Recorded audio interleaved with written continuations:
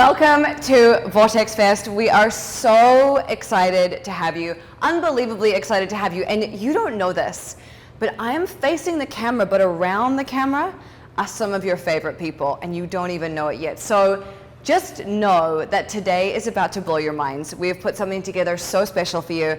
And I was on a call with my kinesiologist last week, and she said, if you could change anything about your business right now, what would it be? And I said, I just want to be with people. It's all I want. I want to be with people. I want to feel them. I want to smell them. I want to touch them. I want to lick them. I want to be around them.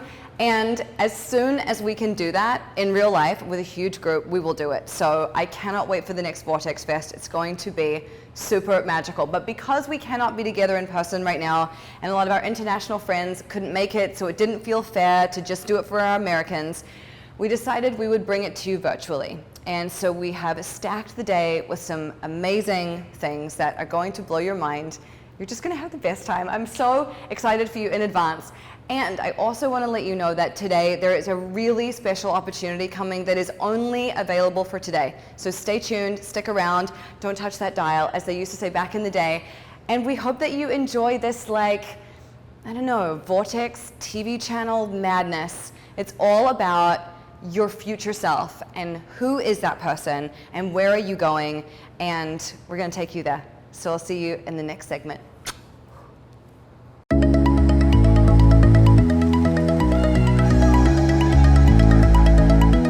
Hey everybody, so awesome to be with you guys. I am so excited to be in the Vortex, as I always am, with the amazing Gala Darling and this incredible group of people that is here, some of whom I got to hang out with in the live Vortex last year, and so awesome to see old friends, and so awesome to be with you guys here to tap into your future self.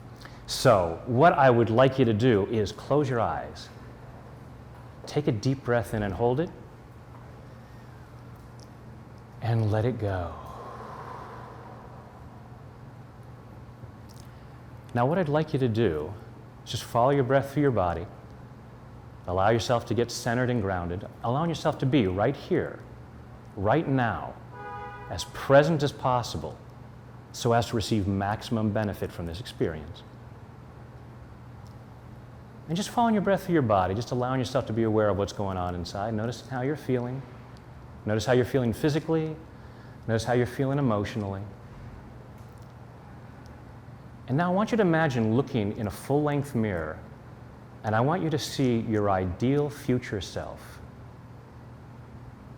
Strong, confident, successful, happy, healthy.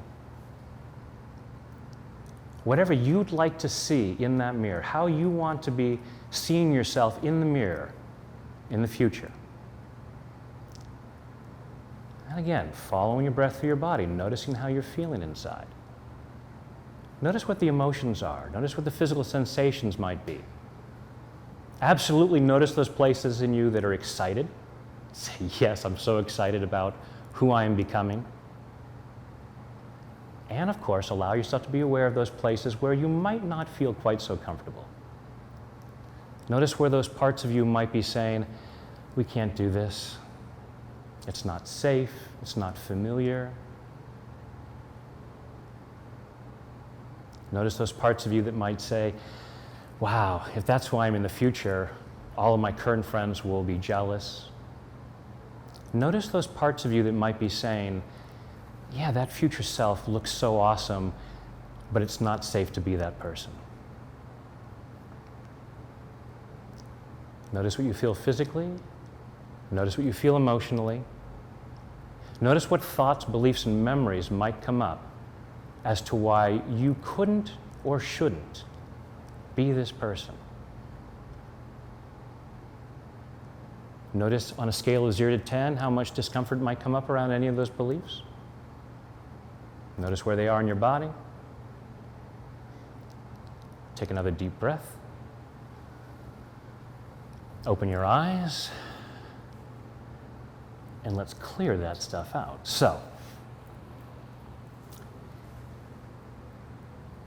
even though I have doubts about becoming this person, I choose to love and accept myself anyway.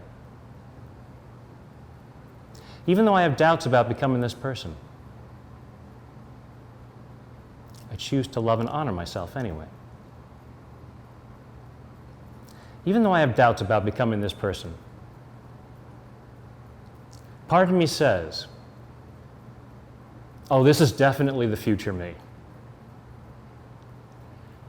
This is the high vibe honey I choose to be. This is the bad bitch I choose to be. And parts of me might be saying, yeah, in my dreams. And even though I have doubts about this being my future self,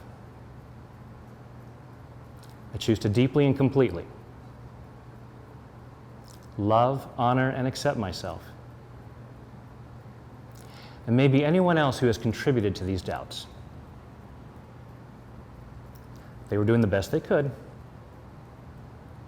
but they didn't know everything. All these doubts about this being my future self. All these doubts about becoming this person. All these fears about becoming this person. All these fears that I couldn't be this person. I'm trying to see that person in the mirror. And maybe part of me says, that is so far from who I'm seeing in the mirror right now. I don't know how I'm going to become that person. And part of me says, if I don't know how to become that person, I can't become that person. And I choose to clear that nonsense. There are so many things that I do today that I didn't know how to do at a certain point in time. I'm allowing myself to know there is so much that is possible that it might be hard to imagine right now. And I love and appreciate those parts of me that might be feeling some discomfort right now as I try to imagine this future self. Maybe part of me is saying, don't get your hopes up. Don't set yourself up for disappointment. I mean, we're doing okay right now, right? We're fine. And we know we can do this. So why try to imagine something else that might take a lot of work? And part of me says, might not even be possible. But here's the thing. How am I going to know if I don't try? Choose to clear these fears. I choose to clear these doubts. I choose to clear them at a cellular level. I choose to clear them all the way back through my past. Back through all those times in my life that I might have picked up some sort of message that's behind any of these doubts. Any of those messages about why I couldn't or shouldn't become this future self. And I love and appreciate those parts of me that are just trying to keep me safe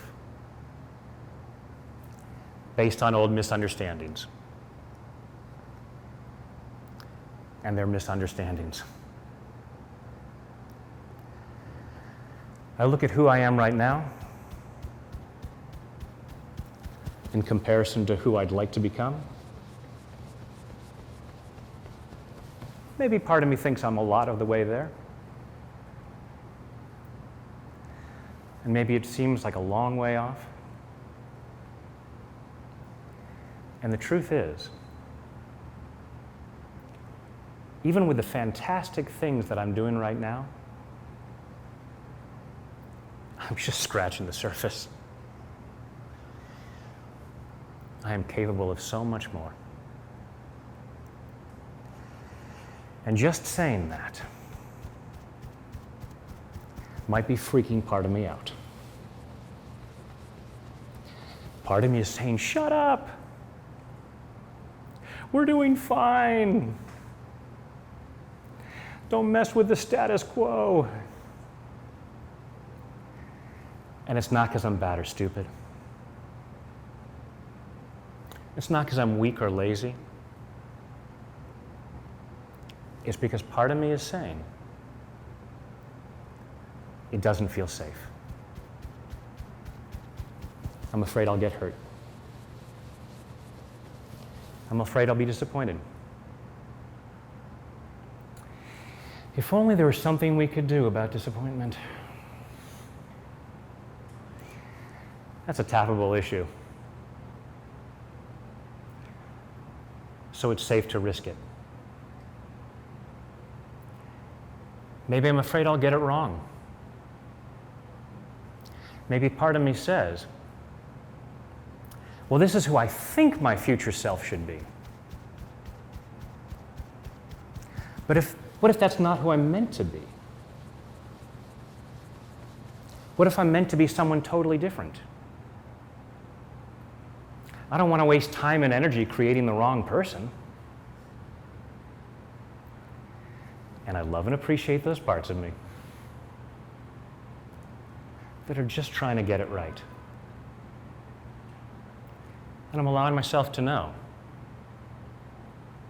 I can't get this wrong. As I create that ideal future self, and I clear the fears that stop me,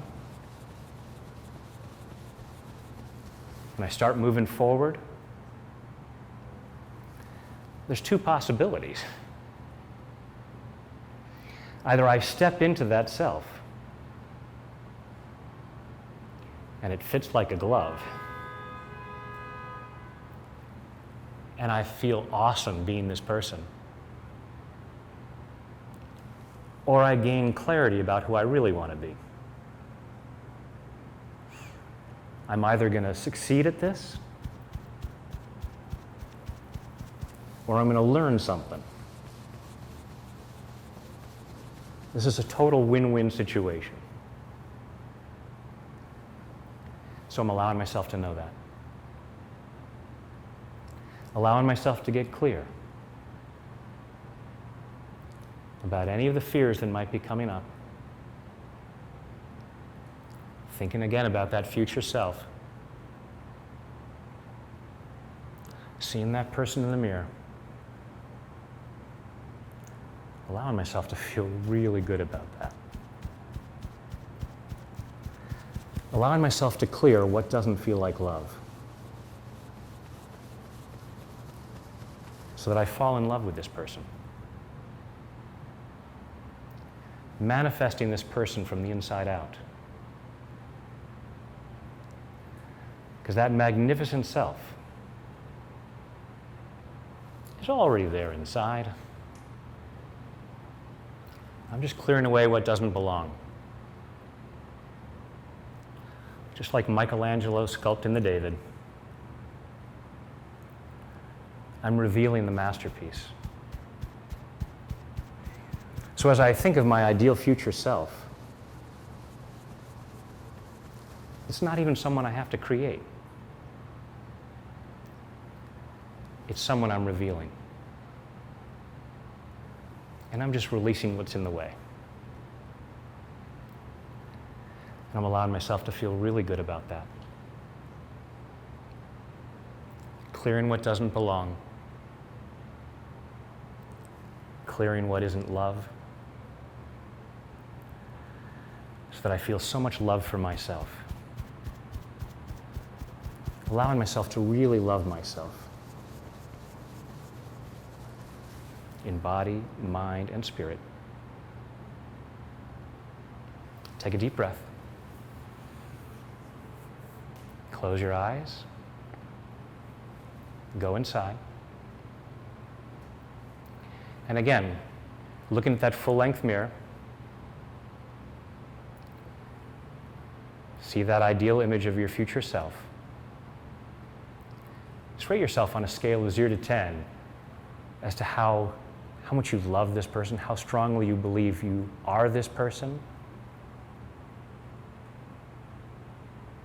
And again, allow yourself to be aware of anything that might be going on inside. Notice any reservations, any parts of you that are saying, I don't know.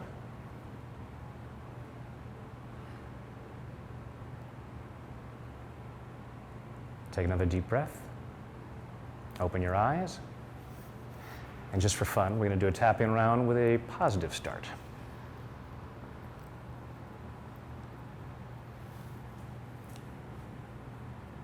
I choose to be the best version of myself.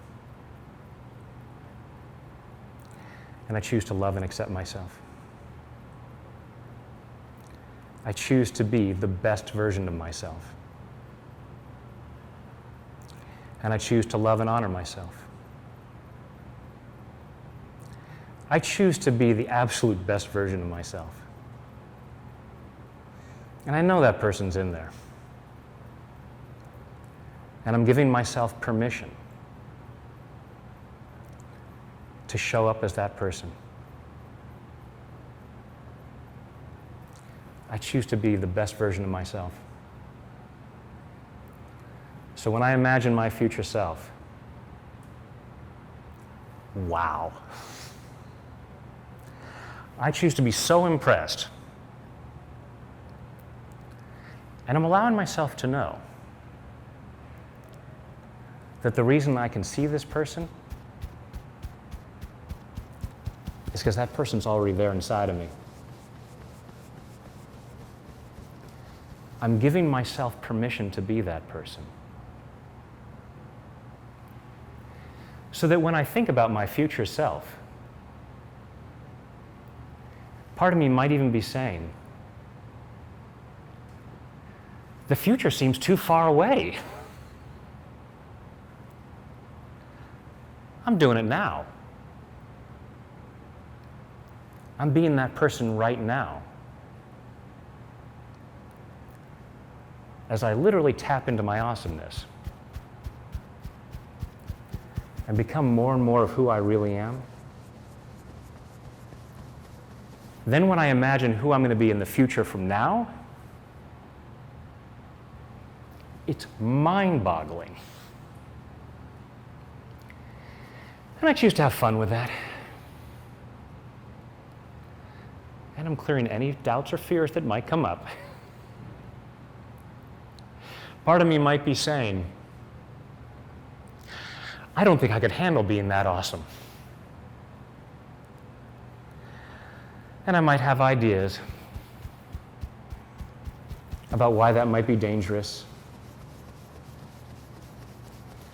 and the people who might be jealous of that. And here's the really cool thing. As I allow myself to be more clear about the awesomeness that's inside of me, it's so much easier for me to see it in other people.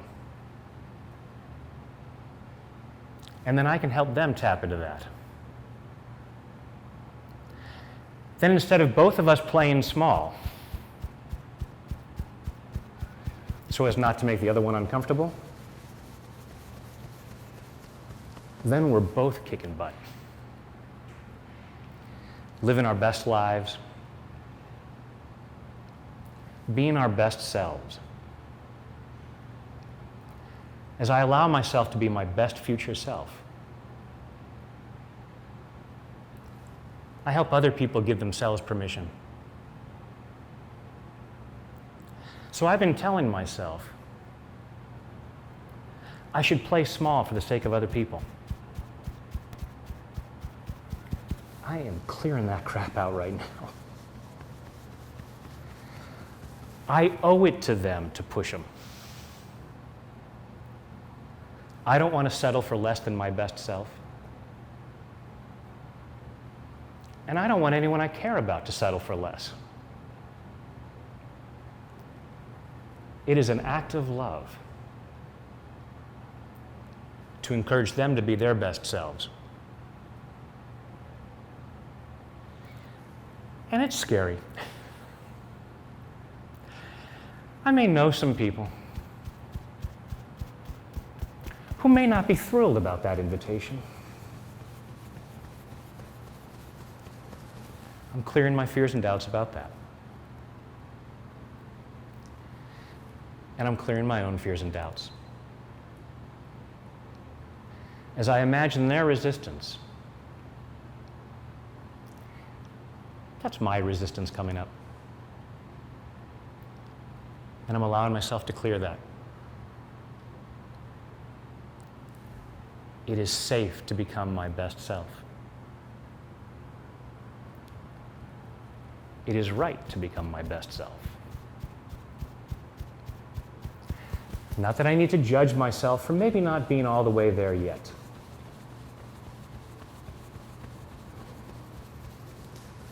Because part of me might say,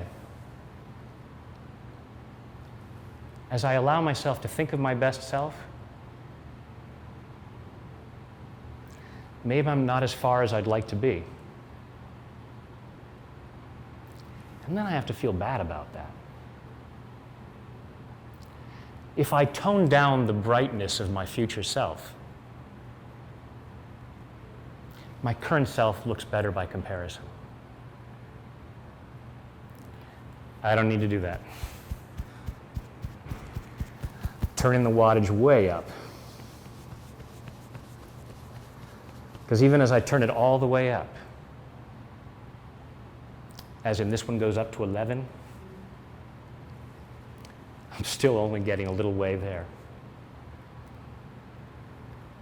compared to what I'm really capable of. And I don't need to judge myself harshly for where I'm at right now. I have been doing the best I could every moment of every day based on my circumstances and based on my programming. And fortunately, I can clear that stuff. All that stuff that kept me from being better yesterday, I'm clearing that stuff out. It's based on old misunderstandings, mine or someone else's. And a lot of these misunderstandings were about me and what I'm capable of and my worthiness.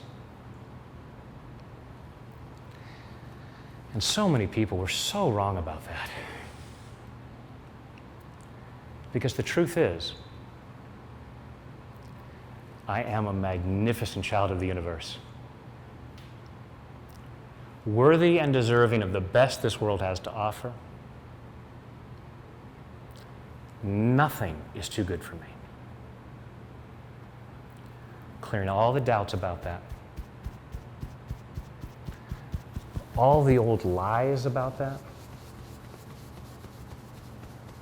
Allowing myself to embrace the truth.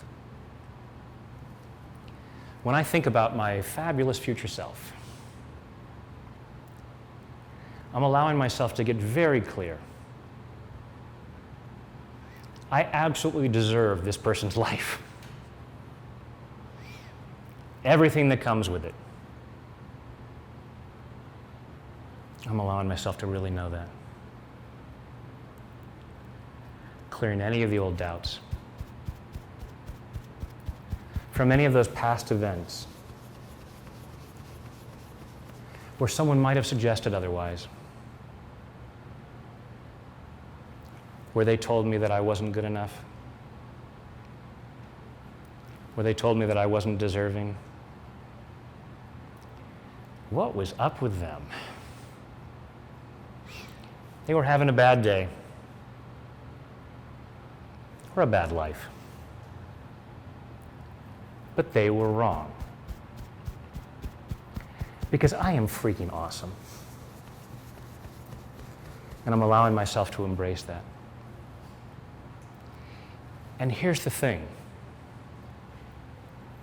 I have always known this. Because if I didn't already know it, I wouldn't be sitting here tapping on my face right now. I wouldn't have bothered to show up for this. I wouldn't have found the Vortex. Something inside of me said, okay, for whatever's going on in our life, we deserve a lot more. We're settling for less than we deserve. And it's time to knock that off. I choose to be my best self. I'm stepping up to be my best self. And it's such a win-win situation. Because not only is that awesome for me, it is awesome for the world at large. So I'm going to stop being stingy with my awesomeness. I'm going to get over my stuff. I'm going to clear my fears. And I'm stepping into that best self for the highest good of all concerned. And I choose to let that feel really good right now. And whatever doesn't feel awesome about that, tapping that crap away. Just old misunderstandings. Going, going, gone. Giving myself permission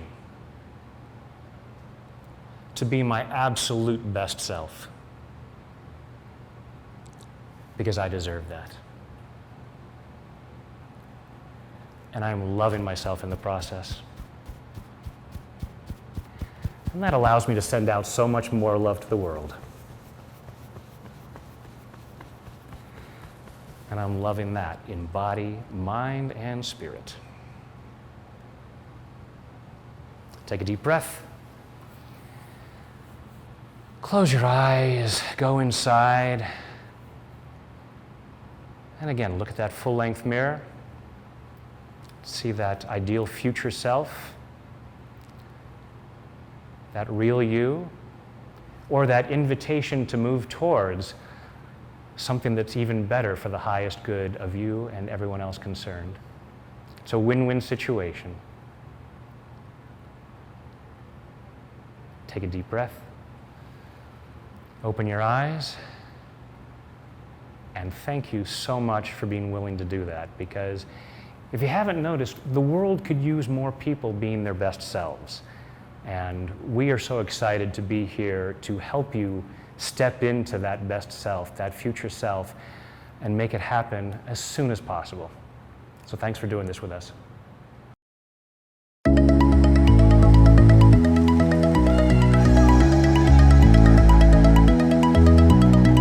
Hello, beautiful Vortex babies. This is an honor and a privilege to be here with my Gemini lifeboat, which is what I have been calling him since we met when I was just about to divorce my first husband. I like the way I say first, like I am planning on divorcing a second. I was just about to divorce my first husband and met him, and he was such an amazing support system for me. Oh, thank you. And likewise, I could go on, and I'm not, because I'm going to get emotional, and this isn't waterproof. So. But we are here doing Look Alive Live, which is just so exciting because we really haven't seen each other enough this past year. Truly. And before we get into this edition of Look Alive, we wanted to talk about where the fuck did that name come from? Because you might be like, Look Alive is a weird name. I don't get that. What's that about? So, it's all you, baby. All right. I could have sworn you might have said it too. So, all right, hun. So we were in the back of a taxi talking shit, as a Gemini Virgo does. And would you believe they were late? They weren't doing this. How dare they not, be up to our standards? And then I think I said, will you fucking look alive for the love of Christ? And then she was like, Look alive, that's it. That's what we're gonna do. We're gonna do a device show called Look Alive because you can tell when people like didn't show up to work today. Yeah. They're just sleeping and like disengaged, and it's like, hey, look the fuck alive. So that's where this came from. Our rudeness. Yeah, this is your invitation to not be dead behind the eyes and Yes. like get your shit together. For real. It's all we want for you. We want you to be at the reception desk of your own life. Because how many times have you gone to somebody and been like, is anybody Ding, home? ding, ding. Hello? Right, ding, ding, ding. That's what you did. I said, look alive, and you rang the fucking hotel thing. And that would be our theme song. So that's why we're here, and that's what we're doing. Yes. So, as our very special Vortex Fest edition of Look Alive, today we're talking about re-entering society and how the fuck do we do this? And Honestly. if you're feeling anxiety or you're like, I don't know if I can do this, how do I make friends? I don't remember. We're gonna talk through that with you so that you maybe have some guidance that's helpful Yes. because he is the most social person I've ever known. Like if he can't make a friend out of you, you're a lamppost and that's it. You're killing me. It's the truth. This motherfucker is the most popular man in every room he goes into, period, the end. But that's really sweet. It's true. So if anyone knows, it's him. Oh, And I've just read a lot of books, so I'll give you book smarts and he'll give you real shit. social smarts. Come on now. But it's true. I think a lot of thank you. I think a lot of people are feeling the rightful normalized anxiety around reentry, right? Because we've been socially distanced, we've been afraid of interacting. Spontaneous interaction could lead to a spontaneous infection. We've been, absolutely inundated with fear-based messaging, rightfully so, obviously, over the last year and a half. And what's come up a lot for me in my work, and I'm sure you're seeing it too, is that rightful reentry anxiety. So first, if you're feeling that, we just want to give you the permission slip to feel it and say there's absolutely nothing wrong with you because people have a right to feel afraid.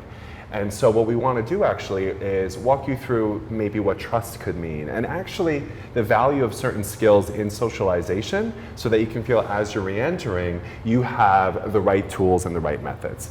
So let's start with trust. How do you approach trust? I'm putting her on the spot. Come on, you could do it. Trust is so fucking challenging sometimes. And we were talking about risk and trust and what comes first. And I really feel like it happens at the same time. That's right. Yeah. Because, so you guys know I'm total clinical psychology nerd. I am not a clinician, but I just surround myself with them and hope by God I'll get like some of By their osmosis. intelligence. Yeah, exactly. Come on. So the literature on trust is super interesting. Scholars still don't know if trust is a function of risk or if risk is a function of trust. And what that means is, say for example, because I trust Gala, I can take a risk with her. That's Camp A. Or Camp B is, because I took a risk with Gala and she didn't fucking blow it, thus I trust her.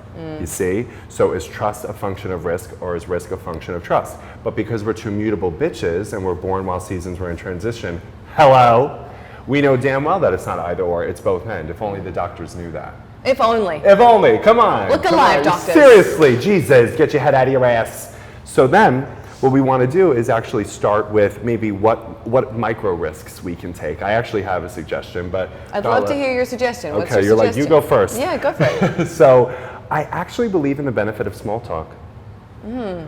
I know, a lot of people are like, I like to go deep, so like, I didn't do small talk, blah, blah, blah. Scorpios. Yeah, right, like, don't take yourself too seriously, okay? Relax, precious Patty over there, all right? What you want to do instead is actually find the value of just small talk, platonic flirting. Yeah. Like, just talk to the people around you. And I think once we take the risks to disarm people around us, you would be so amazed at how disarmed they'll be, how they'll respond to you. And you can just ask like, so how are you feeling today? Is this the first time you've been out in a bit? What did you learn about yourself? How's work going? There's really value in just approaching a stranger and talking to them. And I think that's the function of my Gemini sun. I love just kind of going into a room and getting to know people and being as socially adaptable and agile as possible. And you'd be so amazed at how people will open up and disclose if you just ask them thoughtful questions like, how the fuck are you? You doing all right? Yeah. So the small talk, yeah. So true. And I think one of the things that we really lost over the last year was the value of those small interactions, which don't seem important when you have them all the 100%. time, but when they disappear and you're not talking to your barista and you're not talking to your Uber driver and you're all these little touch points that you lose, you start to feel crazy. Yes. Yes. Really crazy. And Yes. I just moved in February, so I'm still kind of new in my town. And sometimes I'm like, I'm really lonely. And my boyfriend's like, you have friends down the road, just give them a call. And I'm like, oh yeah. So it's really easy to forget that there are people around you who want to see you and do things with you. But often I think with socializing, we assume that the people we want to see are busy, or they're too busy for us, or they just don't have time, or whatever.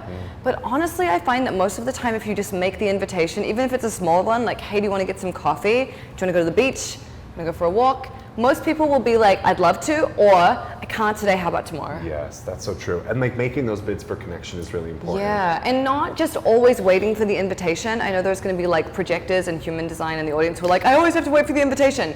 But I think it's important that we like put ourselves out there. Yeah. Really important. And proactively so. Yeah. And I want to say it's absolutely not crazy. Actually, I love the way that you brought up how those touchstones, those touch points being gone have been kind of confusing for you, because what those were known as in our pre-COVID life were demarcations.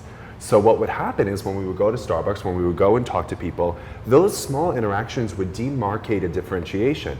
But since most of us have been on lockdown, we've experienced this same life over the last year and a half, in the same house, the same room, the same table, the same desk. We've lost those demarcations. So life has been bleeding together like tie-dye on our experiences. And we're like, I don't know if I respond to an email over here or a DM over there. What, I got a text, a call. I'm so confused, right? So the value of small talk and the value of re-entry is to demarcate. You're gonna make the calibration between the personal, the professional, the romantic, and the relational. And we want you to see the value in that so you can have the structure and the agility to move about your world with emotional health, with behavioral aptitude, and psychological cognition too. So true, because I think you're right. There's been like a lot of sameness this last year. Sameness, yes. And when you're not kind of in that variety and that randomness, I feel like that's what keeps you quick too. Well, yeah, and it goes along with the look alive quality, right? Because aliveness, being fully vibrant, being fully radiant, I think that's a function of newness, novelty, discovery, mystery, anticipation, longing, and intrigue.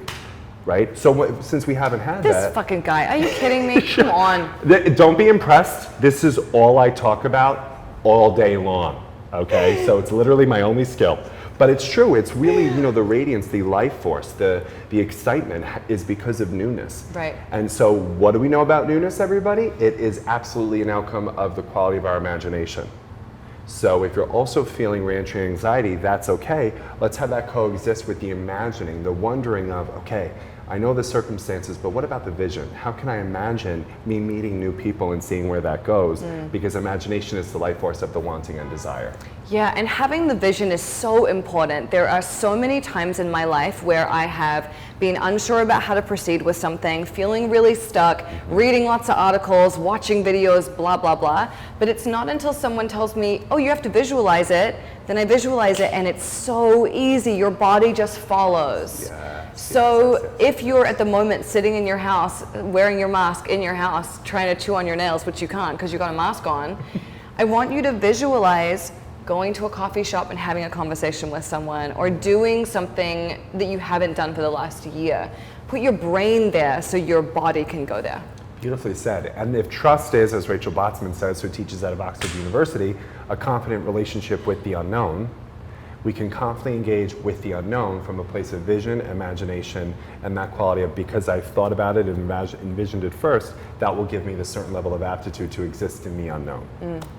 So what would your final tip be for anyone who is feeling fearful? The first thing we said was to normalize this, like whatever you're feeling is okay and it's valid. I would say though, even though it's okay and it's valid, that you don't want to stay there forever, because if you think about the people that you really admire, do they stay stuck? Do they stay fearful? Do they refuse to move? No, they fucking don't. No. They say, okay, I don't know what's gonna happen, but I'm gonna move anyway. And it might not be perfect, I might fuck it up, it might be a mistake, I might have to make some apologies, but I'm still gonna move. And I think it's a really important quality to embody. Yes, we just want to normalize it because I think people are confused as to what they're feeling. So that's why we're saying, like, the anxiety you're feeling is normal, this is where it is, but don't coddle what gives you dysfunction. Right? I'm definitely not a coddler, I'm definitely an acknowledger, so let's just acknowledge that this is probably what that fear is. And then how can you develop the mechanism of trust through micro risks that you can take that allow you to maximize your resilience level with the uncertainty. And that's imagination, that's values, that's reach out to your social support system. Yeah. Socialization, everybody, is the #1 buffer against mental health problems, addiction, violence, and isolation. So your community, your people are a buffer, are a protective agent so that, yeah, you can go into the unknown, but you won't do it alone. Yeah, so important. It's like they always say when you're going through a breakup, you will never survive it if you do not have people to talk to it about and 100%. like unpack it with and be like, fuck, I need a drink. Let's fucking hit the skits or whatever. I don't Whatever know. people do, yeah. Whatever they do. Yep. Those young, Those- highfalutin kids. Highfalutin. Yep, that's it. That's what we're doing. We're highfalutin kids trying to re-enter into the world, and we got this. We got it. Amazing. Yes. So I think that's our time. Yeah, it is. This was like an extremely compressed version of Look Alive. It was. But I hope that it served you. Yes, me too. And be safe out there, be brave, and I really believe that you will not only have the capacity for risk, but you'll also develop trust. And you deserve that. You deserve to be trusting and trustworthy towards others, and we hope that you have the security to do that. Yes. Yes. Bye. Hello from your friendly neighborhood cult leader. I'm so excited that you're still here and that you're enjoying Vortex Fest, and we are loving bringing it to you. I know that like you're having an experience in your house, but we are also having an experience going through all of this stuff, and it's insane. I keep telling everyone that we're gonna leave here and just be so massively up-leveled, like probably angel wings will shoot out our backs and stuff. It's going to be amazing, so just stay tuned to see what happens to us over the next month or so. Anyway, at the beginning of Vortex Fest, I said to you that there was a really special offer coming today, and this is the moment where I tell you about this amazing offer. And I'm really excited because over the last 2 years, we have developed the Vortex into something really extraordinary. I started it because I wanted something that felt like a Netflix of feel-good content, and I wanted a space where I could go when I didn't feel good and just be reminded of like the awesomeness of life and what was possible, and hear from experts who had like done it and seen it and could give advice. And that's been amazing, and we've created that for 2 years, and I'm super proud of it. Audrey's really proud of it. Sean is really proud of it, and everybody who's in it is like really thrilled to be a piece of it. And as we think about moving into our 3rd year, how insane is that? As we think about moving into that, we started to think about how can we make the Vortex really effective? How can we make it something that's going to create a lot of transformation in your life? How can it be something that feels essential to you, as opposed to just a place that you come when you feel like you want to change how you're feeling? So what we're doing starting September 1st is moving into doing mini masterclasses every month. So every month we're going to pick a topic, whether it's abundance, your body, your relationships, your sexuality, your friendships, your personal style, radical self-love, all of those things. And we're going to deep dive on that for the month. We're still going to have a lot of your favorites. We're going to have Melissa Bates. We're going to have Brad Yates. I like that rhymes. We're going to have Colin Vidal, obviously. We're going to have Jessica Snow. We're going to have the whole crew there. But instead of just giving you whatever feels right in the moment, they're going to be giving you stuff that's tailored to the subject of the month. So you're going to be working on this all month long. And what we'll do at the start of each month, which I'm really excited about, is we're going to start saying, here's where I am in this area, and here's where I want to go. And then at the end of the month, you can check in and be like, did I make progress on this? Did this change for me? What did I learn? And it's going to be such a different experience that I'm really excited about. So what will happen just on September 1st is you will get access to these new modules, and they'll roll out on a monthly basis, but you still get access to the last 2 years worth of content, which is ridiculous. It's always there for you to look at and enjoy. If it's Melissa or Brad or Jessica or Con or whoever, you can watch that stuff and enjoy it, but you'll also be getting this new stuff every month. So in accordance with that, the price of the Vortex is going to go up, and you are my OGs, you're my special people, and you're also really the foundation of this community. And when people have problems, or they're not sure, or they feel lonely, or they want a magical morning partner, you guys are the people that help them and reach out to them, and you set up the meetups and all those beautiful things. So it's really important to us that you stay with us. And I would like to think that the Vortex has up-leveled your life and inspired you to do new things and try new things. And so we would really love to have you with us. So the last 2 years, you've paid $365, which I thought was an amazing price. It's $1 a day. This year, we're dropping the price for you guys because we really want you to be part of this foundation as we move forward. So the price moving forward for you only for today, is $299. So you're saving, my math's not that great, 66 bucks off the general public price, except for that price is changing. So if you don't grab it today, you are going to be paying more. And I don't want you to pay more, I want you to stay at like an awesome grandfathered price. Grandfathered, grandmothered, fairy grandmothered, whatever. I want you to stay at that price because you deserve it. And we want to say thank you for you being here for so long. So, today's the day. If you want to re-up your membership, this is your best opportunity to do it. You can join with the general public in a week or so, but we'd really like you to do it now so you're in, you're locked, you're loaded, and you're ready to roll. It's going to be really exciting. So, you can call the Vortex hotline, place your order, get on the horn, tell your friends, whatever you like, but just make sure you click the button because today is the only day that you get access to this very special price. And Audrey and Shauna and I have been talking about the new version of the Vortex until like our tongues fall out of our mouths. We're so excited, there's so much coming for you. And it's gonna be really like elegant, concise, and helpful. And that's what we wanna do, like give you stuff that's bite-sized and beautiful that you can really use so you can really change your fucking life, because that is what it's all about. I love you, thank you for listening. Click the button, you're amazing.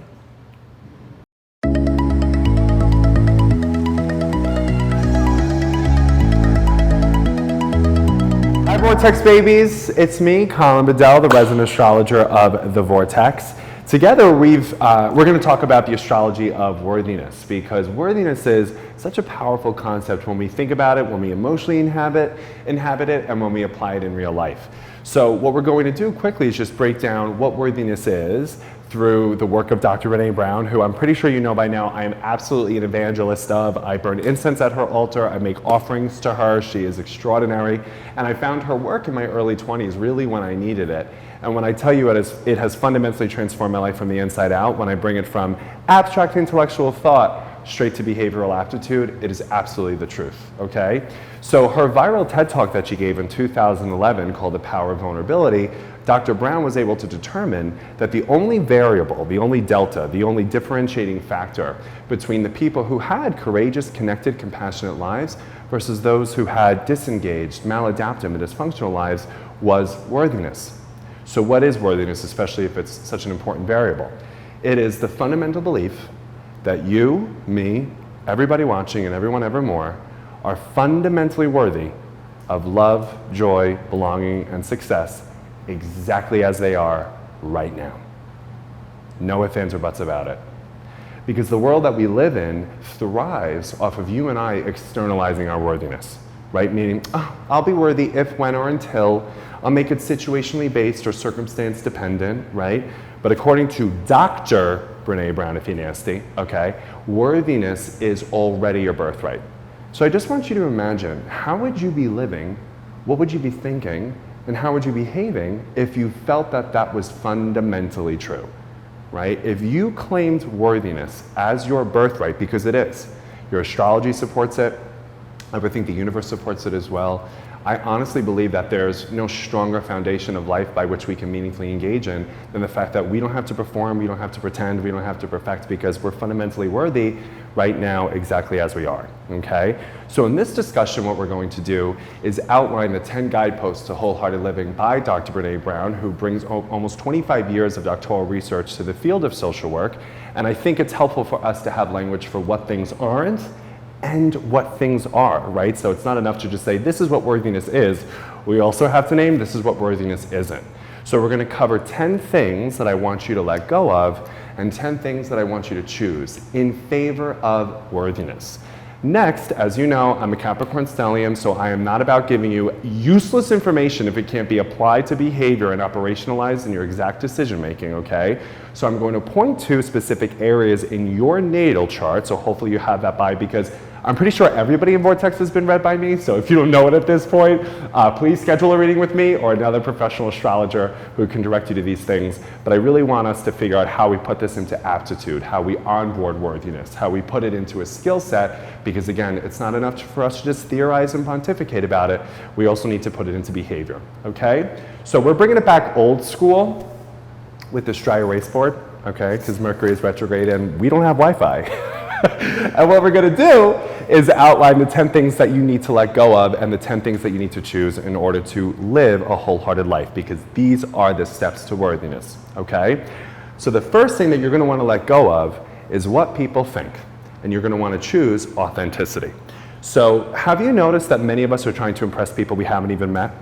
Or the people online who we don't even fucking know them from John. We don't even know their mother's name. And I care about what the fuck you think. Why do we do that, right?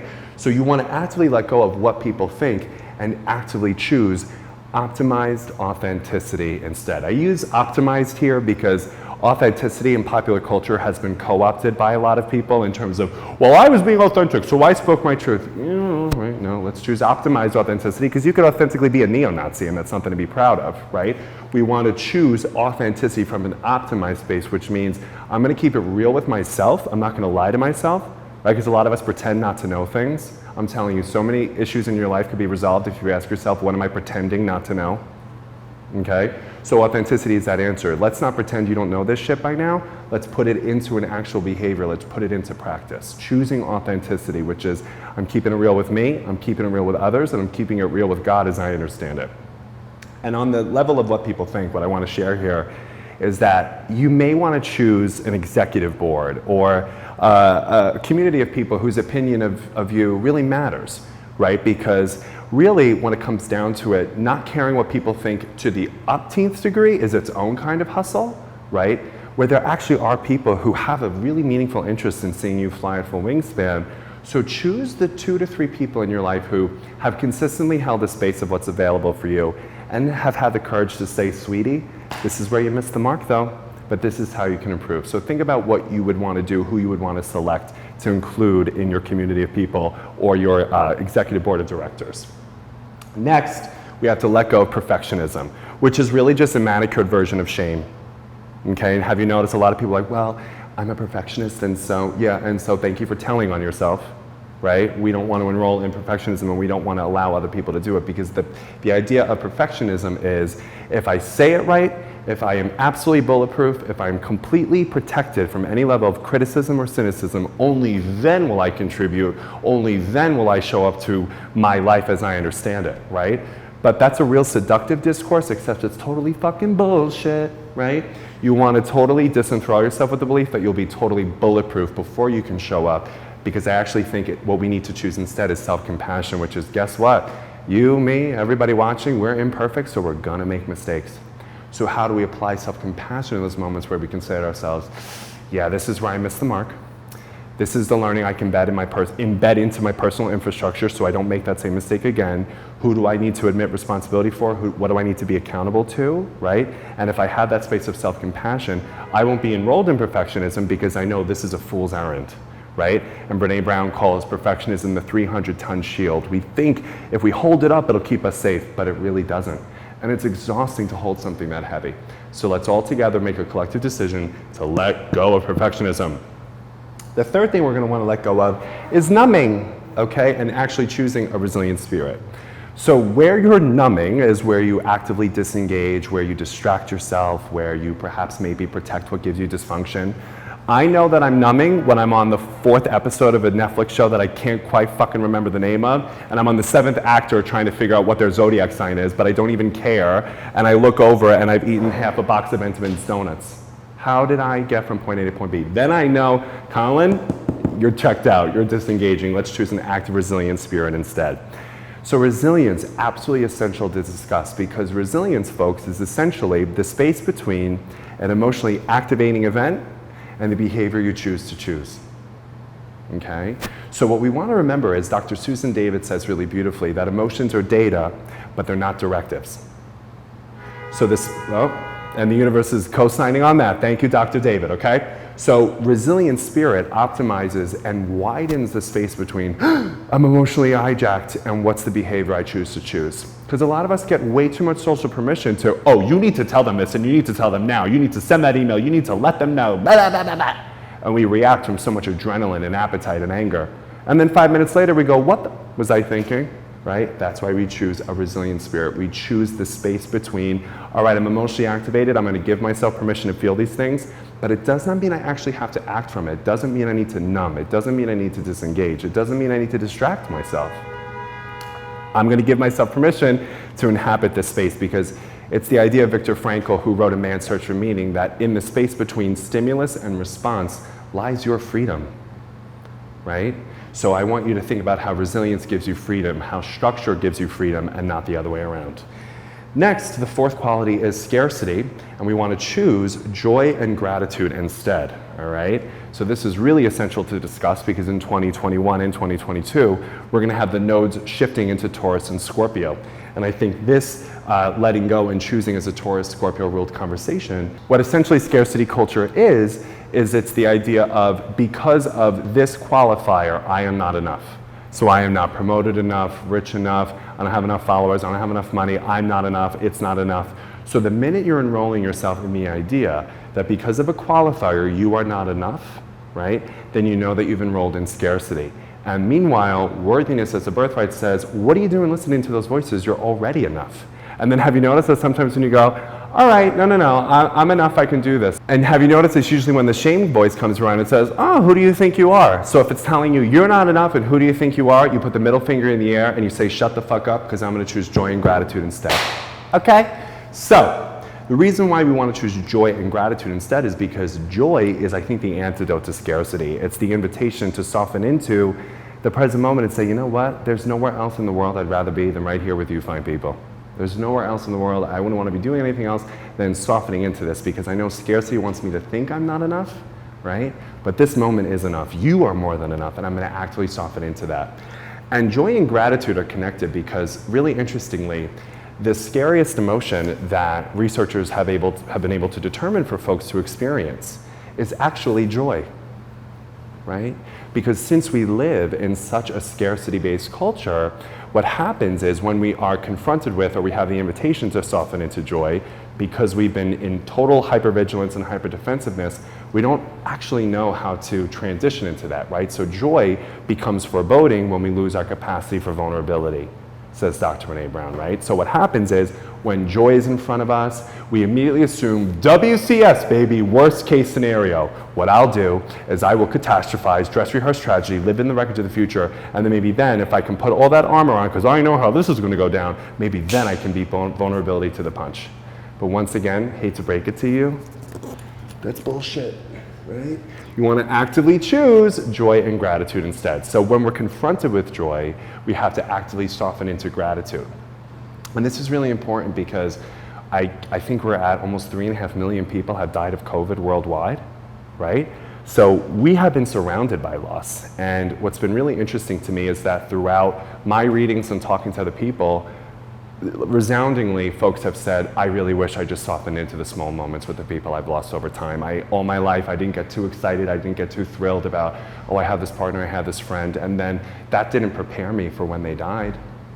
Whereas if I just actually softened into gratitude and leaned into the moment with them, I think that would have given me at least peace of mind to know that I showed up fully for the people that were with me while they were with me, because that did not prepare me for their death.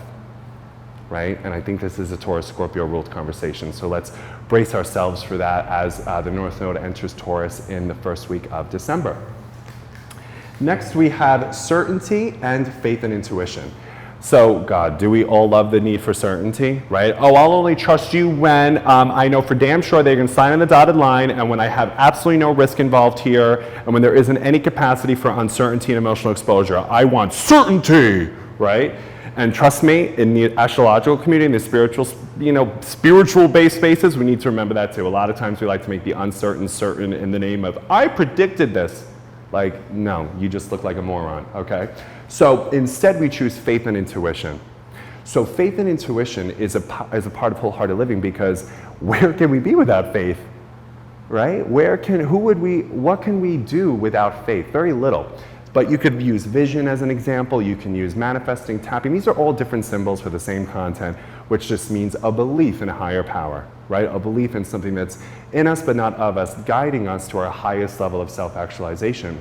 And when we have faith and intuition, it allows us to move from the known to the unknown. And I bring this up because, as we said in the Look Alive episode, that trust, as defined by Rachel Botsman, is a confident relationship with the unknown. And when we're moving to trust, this is really interesting, we have to cross the bridge from the known to the unknown. A lot of us think that trust is, oh, I moved from the unknown to the known because I trust you. Nope, it's the other way around. When we're crossing that bridge and we're going to some unknown places, what we need, like to the left and the right, faith and intuition. I have faith that I will be abundantly supplied with all the means of my chart's accomplishment, and I have the knowing that my intuition will work like my inner teacher, which will guide me to all the circumstances, situations, events, and relationships that serve the highest unfolding for me and all people involved. Next, we have comparison versus creativity. We all know here comparison is a thief of joy, right? I don't know who said it, but somebody did. It ain't me. And what we want to know instead is that creativity is actually the space to regulate scarcity, uncertainty, and all these things, because I think this is really beautiful. Julia Cameron in The Artist's Way has written that creativity is everyone's gift from God. And you could change God to the universe, God as you understand it, like they say in AA. And Julia Cameron said that God, it stands for guided, orderly direction. I love that, right? So she argues that creativity is everyone's gift to us by God. Using our creativity, I love this idea, is our gift back to God. And when you're on that frame of mind, are you worried about comparison? No, because you're like, wow, I have something creative that needs to be birthed into this world because I was created no more or less than anybody else, like a masterpiece that needs to be revealed within, right? We saw in Tapping with Bread that Michelangelo, his idea was he went to the quarry because he believed that God already created the Pieta, the Statue of David. His responsibility, Michelangelo's responsibility, was to just get rid of the excess marble to reveal the masterpiece within. That's us. And I haven't found, and neither has Dr. Brene Brown, a more effective way of expressing that than through creativity. And I just want to let everybody know watching, each and every one of you were born a creative. So if you want the permission, if you want the invitation, you're already born that way, just like worthiness is your birthright. You didn't need to go to a fancy art school to have someone tell you you're an artist. You already are. So please act that way. Next, we have exhaustion as a status symbol and choosing play and rest. Have you almost felt guilty if you were like talking to somebody and they're going, oh, I'm so exhausted, I've been doing all these things, and you almost feel guilty going like, can't relate, right? Because, oh, I have good work-life boundaries, please, okay? So I haven't gotten there yet though, but I'm working on it, all right? Because I am exhausted, but it's because I'm trying. So we want to choose actively play and rest. So I'm talking to me here, so hopefully this relates to you too, because damn, do I need to remember this. And Dr. Stuart Richmond has defined play really beautifully as time spent without purpose. Yeah, so that's what play is. Because have you maybe thought, oh, I finally had this day off. What I'm going to do is respond to all my emails. I'm going to catch up on this, and I'm going to watch that, and I'm going to do this, and I'm going to do that. And that's my definition of play. Right? Not really. Time spent without purpose. When was the last time you just fucking did nothing for the sake of doing nothing? Me, I don't know. I'm working on it, right? This is works in progress, okay? But I just wanted to share this is the work that I'm trying to strive into, and hopefully you can strive into that too. And really prioritizing rest. I actually think Gala does a phenomenal job at maintaining play, rest, and the spaciousness that she needs to move from one level of productivity to the other. And nobody can deny the bitch works, okay? But she absolutely prioritizes rest. She prioritizes play. And I think that's why she's such a meaningful contributor, because she's given herself the space and the permission to just have time spent without purpose, to just rest and relax. So that when it's time for her to be productive and efficient, she can do that, but she's given herself the space to recharge her surge capacity and her energy. Next, we have anxiety as a lifestyle and choosing calm and stillness instead. So I don't mean anxiety as a pathology disorder or anything that we've been diagnosed with, because that's a serious mental health concern that we're not talking about. It's just the overemphasis on the anxiety, and I have anxiety, and I'm scared, and I'm nervous, and we're going to choose that as a lifestyle because then maybe we'll perform to other people that we have intellectual capabilities. I'm telling you, sometimes I think that people think calm and stillness is a function of anti-intellectual capability, right? You're calm? What do you mean? Or have you seen what's happening in the world? It's like, oh yeah, well, how's your anxiety and your over-functioning working out for you so far? Because your life is in flames, so just fine. Thank you very much. Okay? Don't get me started on that, or too late. We're going to choose calm and stillness instead. We're going to prioritize having focus, concentration, emotional downregulation, emotional stillness, and emotion regulation so that we can do the work that's required of us, right? Because these are complicated times. I'm going to tell you right now, if we're overworked and our brain is scattered and we can't focus on two things at once, yeah, good luck. right? So we actively want to choose calm and stillness. Make that a value, make that a priority. You're doing great, we have 2 more. So next we have letting go of self-doubt and supposed to, and choosing meaningful work instead. So full disclosure, this is actually something I struggle with a lot because, you know, astrology, that's what I do for a living, has been around for thousands of years, and there's definitely a lot of supposed tos in this industry, right? It has to look like this, you have to mathematically divide this, and this is the only way to do it, and don't you dare question and innovate a system that's been around for thousands of years, right? And I struggle with that often, like, oh God, I hope that my approach and my service is meaningful because it doesn't sound like everybody else because I'm supposed to say it like this, when actively what I need to choose is meaningful work, right? The fact of the matter is, I can talk about astrology without talking about astrology, and if other people don't like it, you can sit and spin right here. I'm not here for you, okay? And I don't worry about people for free. I only worry about the business that pays me, and I'm doing damn well, and that's why I choose meaningful work, okay? So let go of the supposed tos, let go of the self-doubts, only make agreements between you and God as you understand it, because that's the energy that the creator, the creative expression is flowing through you. And when you're concerned about meaningful work only and being in service to the ages, this self-doubt shit just flies right out the window, and then it's like your work stands so strong that it's like if any bitch even fucking tries to question or play you, they're gonna play themselves. Last, we have always in control. And actually choosing laughter, song, and dance. So if you were present in an office hours that I gave for Gemini season in Vortex of May 2021, we actually had a really beautiful conversation about this, which is the springboard of inspiration for this presentation, right? Because what's really interesting is, again, it's almost as if seriousness and over-seriousness is the way that we perform intellect, it's the way that we perform accurate perception, right? When in fact, we want to choose laughter, song, and dance because this is being recorded in Gemini season, so we're in that energy, and I think this is really beautiful. So in ancient comparative spirituality and religion, one could not pray unless the jester, the comedian, or the trickster opened up the spiritual ceremony, because the tradition believed that you could not pray unless you laughed. So you can't engage in critical thinking if you're taking yourself too seriously.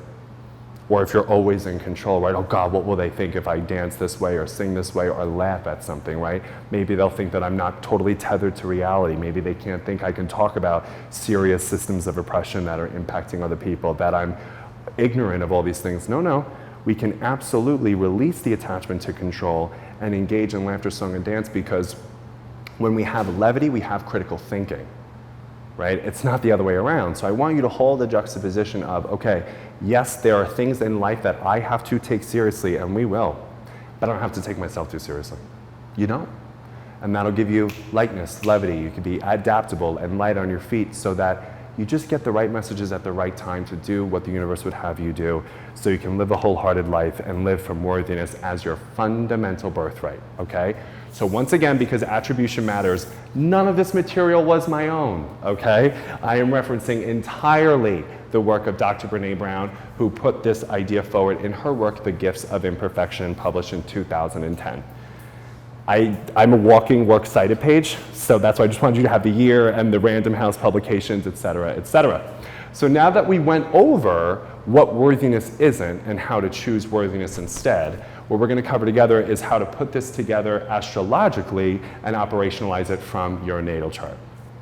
So in order for us to really begin showing up like the people we're meant to be and choosing worthiness as our fundamental birthright, what you're going to want to remember is you're going to need 2 things: your clarity of values and your spiritual convictions. Okay, so I'll say that one more time. Clarity of values, spiritual convictions. Your clarity of values is ruled by the planet Venus. Okay, so what I want you to do is situate where is Venus in your astrology, what sign is it in, what house is it currently located in, and what aspects, if you want to get super advanced, is it making with other planets that tell the texture of your values, right?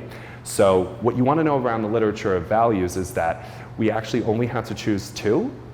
And the reason why we only had to choose 2, and I'm looking at a fixed sign right behind me, behind the camera, is fixed energy is really interesting because I think it rules values. And if we have more than 2 values, we don't even have priorities at that point. That's the purpose of the value, is to choose 2 things above all else and say, above all else, I, Colin, value autonomy and connection, because my Venus is in Gemini. Now, the reason why those values are actually in contradiction, and this is also supported in the literature on values too, folks, is because if your values actually aren't in contradiction, there's a lot of research that says you're not holding reality with a capital R as effectively as you may want to, right? Because what we know for sure in the study of relational dialectics, communication sciences, and social work as well, is that life exists in the contradiction, the opposition, and the polarity. So our values should reflect that. That's why I chose autonomy and connection as my values, because I know for damn sure I love my people. I want to show up for my family and my friends at any time. I love the work that I get to do, the people I get to work with. That is such a blessing to me. The quality of my life is determined by the quality of my relationships. There's no doubt about it. And also, I really love my autonomy. So sometimes I love to put my phone on airplane mode and just drive in my car and not live on anybody's fucking time and not have sense of compliance to a calendar. I want to just be in my autonomy. I want to have my space to just let my imagination run wild. That way I can feel like I'm belonging to myself, not constantly belonging with others. And if I hold that juxtaposition intact, it gives me a proper understanding, and it also gives me a foundation to explain to people, well, because autonomy is my value, this is the boundary I need to enforce. Because connection is my value, this is what I'm going to ask of you, right? Hit them right with the content, not just the complication of the form, so that people can hear you from the deepest level. So your values, remember you want to choose two. Hopefully they're in polarity with each other, and I believe that's a Venus-ruled consideration. Next, we're going to cover spiritual convictions. So much of what we discuss here in Vortex is an approach to spirituality, right? And by spirituality, I just mean the path of the heart. So I'm not talking about religious dogma, doctrine, none of that. I just mean the path of the heart. So the wisdom that you can hear from your heart space, and what are your spiritual convictions telling you, right? What do you think they are? It could be something as simple as, I don't want to live from fear anymore. I want to live from love, right? The spiritual conviction that I take and I try to inform with all my work is the fact that each and every one of us were given a natal chart because we will be supplied with the means of its accomplishment. Just like we can see in nature how an acorn is programmed to become an oak tree, how an embryo is programmed to become a baby, how a flower blooms at the perfect distance to then turn towards the sun and create oxygen into the atmosphere, the universe and nature comes pre-programmed with natural intelligence, and that's what our astrology is. It is the natural intelligence by which we can choose to choose. And don't be surprised as you start to unlearn from these 10 qualities and other external programmings in your life, don't be surprised as you unlearn those things and relearn what your chart tells you, you will always be met with the circumstances, situations, events, and relationships that serve the good, the true, and the beautiful for you and all people involved. Okay? So values ruled by Venus, spiritual convictions ruled by Neptune. Think about what those two would mean for you in order to start showing up as the person you're capable of. That's the first method. Next, we're going to cover how the sun, moon, rising has to do with worthiness as well. And what you want to know is that the moon represents the sign that you were born as, right? And the sun sign represents what you're learning to become in this lifetime. And the rising sign represents the filter by which that process of becoming is expressed out into the universe. So when you're thinking about what you desire for emotional safety, for pleasure, for joy, for gratitude, a lot of the things that we discussed on the choosing practices, I think so much of that actually has to do with your moon sign, right? So have a quick review on what your moon sign is in astrology and how that sign holds so much of the themes and the experiences and the patterns that we want to choose as we're choosing a wholehearted life as we explore the astrology of worthiness together. Then related to your sun sign, right? Because there's this idea of, okay, yes, we're fundamentally worthy, but can we work to aspire to the ideal self, right? That's why we're learning from a Virgo like Gala and from other Virgos in the program and Geminis and everybody. You know, there is a space between who we are and who we want to be.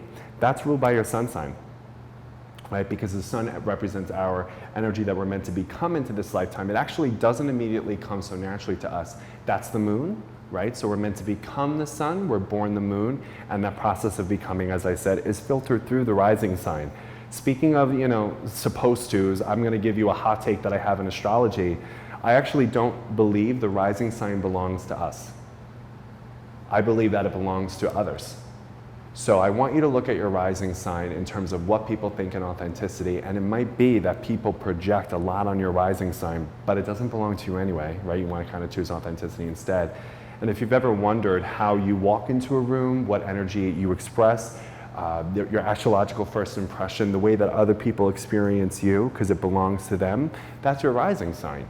And when they can tell you, oh my God, I had no idea that you were so subjectively emotional, that you were so thoughtful, that you were so funny, blah, blah, blah, that's probably because the rising sign was doing its work. And don't let those projections, assumptions, conspiracies, and narratives stop you from inhabiting your most optimized, authentic self. Next, we're going to talk about the midheaven. So the midheaven, folks, is the ruler of your is the sign that rules the 10th house in your chart. So if you're looking at your chart, looking like the pizza, right? At the very top, at the section, the midheaven, MC, the 10th house, the zodiac sign that's there, and you can find this on AstroSeek. I believe it's on all the free astrology apps like CoStar, Time Passages, etc. The zodiac sign that rules your 10th house represents your connection to the creator, to the creative, right? So I believe that when we know our rising, our midheaven, we know the zodiac sign which rules our highest level of professional contribution. Okay, so for example, mine is in Taurus. There's one behind the camera again. And so what that means for me is that in order for me to contribute professionally, I have to constantly be a person that provides security to folks, because we're going to be talking about really complex things. So if I'm not giving others a grounded container by which we can talk about things carefully in real time, then I'm not applying the best of my midheaven. And then Venus is the ruler of Taurus. So if I'm not talking about relational literacy, relational functioning, and relational competence, I'm absolutely not applying the best of my midheaven. And when we know that story, we'll feel less unsure about our skills. We'll feel less a crisis of confidence as we're about to contribute, because the zodiac sign that rules your midheaven will illustrate that for you. And it won't necessarily answer those questions, but I think it will help us ask ourselves different questions. So as poet Rilke says, learn to love the question and you can live into the answer. And I had to learn to love the question of, what does it mean for me to be a person who demonstrates security in astrology and to the ground? What? Right? And why do I have to talk about relational matters in astrology? Doesn't everybody understand it? No, right? And I don't understand it either. That's why I'm studying it. But it certainly helped me have a canvas of, oh, these are the questions I need to be asking myself. These are the things I need to consider. Okay? So the very last thing we're going to talk about, because it's actually very Virgoan, and I know it's a part of Vortex, has to do with your 6th house. Okay? So again, 12 sections of the chart, the 6th pizza pie. If you move over here, figure out what planets you have there, what zodiac sign rules your 6th house, anything that is making aspects to your 6th house, because the ruler of your 6th house will illustrate to you the rituals, the routines, and the consistent, proactive, high vibe, honey behavior that we want to commit to every single morning to optimize our peak emotional, spiritual, behavioral health, right? Because the wisdom of Virgo is, I swear to God, right? She can see me. The wisdom of Virgo is that your life works when you work at making your life work, so work it, baby, you're worth it. If you're still complaining 3 times in, they don't want to hear it, right? They'll give you 2 times. And then as my Virgo grandmother says, get help, get over it, or get out. You have one of those 3 things. And the 6th house will tell you exactly how you apply this information through the quality of a morning routine. And what this looks like often in conversations I'll have with clients is I'll ask them, oh, this is so interesting. You have your moon or your Saturn in the 6th house. Are you a meditator? Or do you do anything in the routine? And they go, yes, I do it right at night just before I go to bed. And that way I can feel totally at peace. And I'm like, what, for REM cycle 1? Why didn't you do that in the morning so that when your mother called you and sent you into an emotional muscle spasm, you would have had the proactive resilience, perseverance, and clarity? I'm so glad you meditated a half an hour before you went to bed. Why? Right? The wisdom of the 6th house is, no, honey, do that the moment you wake the fuck up. So don't type, text, talk. Don't be met for human consumption. I know it's hard if you're living with people or you're a caregiver. So just prioritize at least a half an hour to 45 minutes of uninterrupted 6th house time so that you could take all the information that we've discussed together and actually apply it into behavior. Because there's something so beautiful about the way that the 6th house and our Virgo ruled friends teach us the value of proactive concern and the value of proactive activity. Because then what happens is it'll bolster and strengthen an emotional, psychological, behavioral, immune system, really, so that when you go out into the day, it's not to say you won't be met with setback, disappointment, heartbreak, mistakes, or failure, but you will have the capacity to take that hit, to breathe through it because you proactively made the choice to turn the light on, to optimize your immune system, to not have an overscattered brain, and that way you're working with 100% behavioral, emotional, psychological health. Okay? So I cannot overemphasize the value of that. When I started committing to a routine, it was the second week when I saw life-altering effects. Okay? And I bring this up because you might be thinking like, a morning routine? Like, that is way too easy. Have you seen the complications of the state of the world right now? But let me remind you folks that life is very complicated, but spiritual truth is very simple. So there should be nothing that I'm recommending to you as a practitioner of spirituality that needs to be expensive or complicated, because spirituality is simple. But what's difficult is getting over a resistance to doing things differently. People don't recommend, oh, just have a nice morning routine, everything will be fine. No, no. The world teaches, oh, go right on social media, turn on the phone, right back to these texts, did you see your emails? Blah! Right? Whereas, if we just say, whoa, I just need a minute, I need that half an hour of simple, uninterrupted time, my life will work very differently. Okay? So what I'm recommending to you is not difficult, it's just different, and what is difficult is getting over our resistance to doing things differently.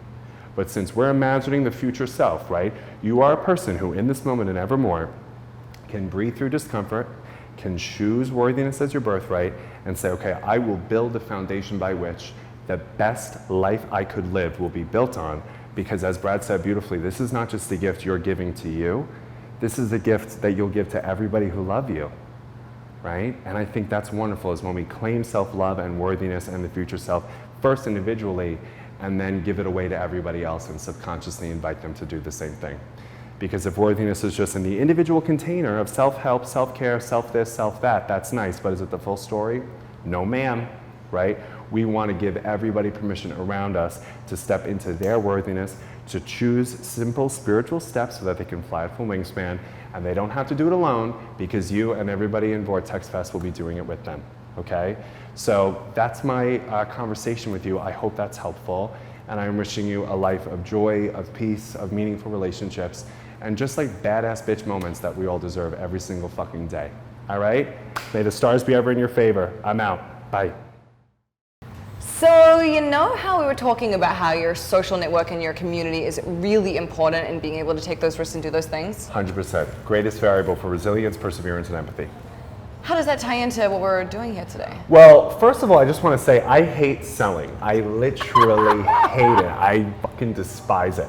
But if there's one thing that I can absolutely confidently promote and enroll and sell, it would be the Vortex. Because I'm not just saying this, it has absolutely changed my life. Because if it's true, if I wasn't here for the first season and didn't go to LA, like, it has absolutely been a portal for alternative possibility for me. And I know everybody else there. I'm so serious. Okay? We're not going to get emotional. Gemini Virgos don't. We don't do that. Stone face, okay? Aquarius rising. It's Forget it. Death. She's like, I don't even have tear ducts. Okay? I don't even have allergies. Listen to me, okay? I promise you that re-enrolling in Vortex for only $2.99 today only would be a really powerful quality for you to invest in yourself and invest in your relationships. I've been absolutely stunned by what this online community has done to widen my social relationships and deepen the ones that I have. And that's what you deserve. And we do have to invest in ourselves in it. And I think $2.99 is a steal. So why not do it? To learn with us once a month and to expand your life as best as you can, because you fucking deserve it. Fucking amen. I can't say anything better than that. And Colin's been with us since the very beginning, so if anybody knows... Day one, bitch. Well, I mean, it's like Colin, Shauna, Audrey, and Madeline, and me is like the fucking crew. Inaugural class. We are the inaugural class, and if anybody knows what he's talking about, it's you. And Colin is so involved with the members of the Vortex. I love you. And he's always like meeting them in the street. He's like, what's up, Sagittarius Moon? I'm like, what the fuck, dude? Make me look terrible. I don't know everyone's names. He knows everyone's everything. It's oh yeah, one your still. mother's got the Mars in Cancer. Jesus, calm down. If I was a doll that had a pull string, that would be what it would say. Your mother's got the Mars in Cancer. Exactly, that would be it. With the glossy nails and everything. It's so true. So anyway, we would love for you to join us for another year. We would. If you don't listen to me, at least listen. Fucking listen to me, all right? I know a little bit about what I'm talking about, not a whole lot about a whole lot, but I swear to God, investing in yourself through Vortex and meeting those other people could be absolutely life-changing. I know it has been for me over the last 3 years, and I just want that for you as well. Thanks for watching. See you soon. Bye.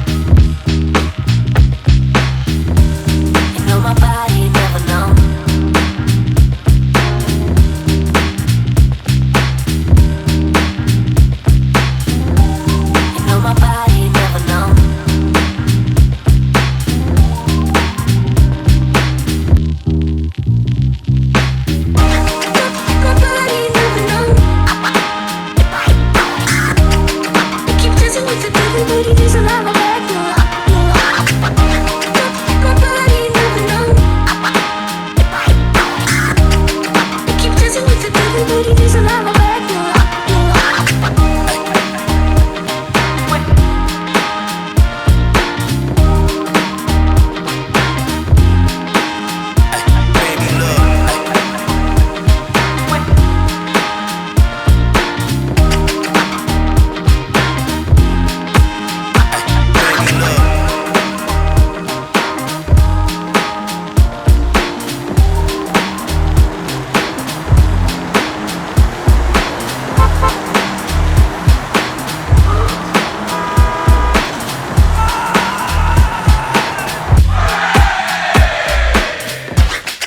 My body never numb. We keep dancing with the devil, but he does a lava back now. My body never numb. We keep dancing with the devil, but he does a lava back now. My body never numb. We keep dancing with the devil, but he does a lava back now. My body never numb. We keep dancing with the devil, but he does a lava back now.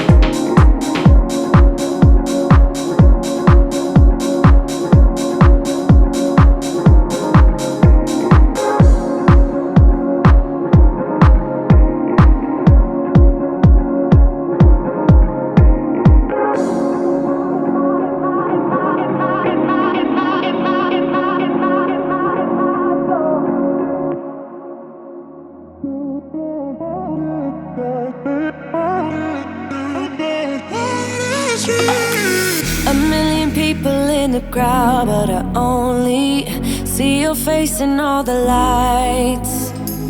And as the bass keep pounding on me, baby, I really wanna make you mine. I don't really care about love. I don't really care about happy ever afters. Something about you gives me hope. Something about you, yeah.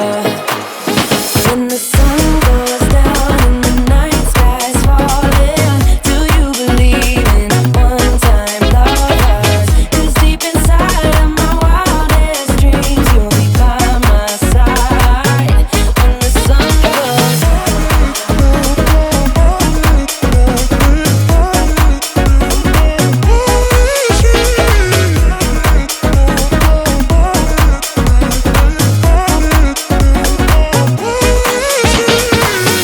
city dancing through the night, but I'm not there. You've got me soaring in the clouds. And as the ocean is surrounding me, baby, I'm sure we lost track of time. I don't really care about love. I don't really care about happy ever afters. Something about you gives me hope. Something about you, yeah.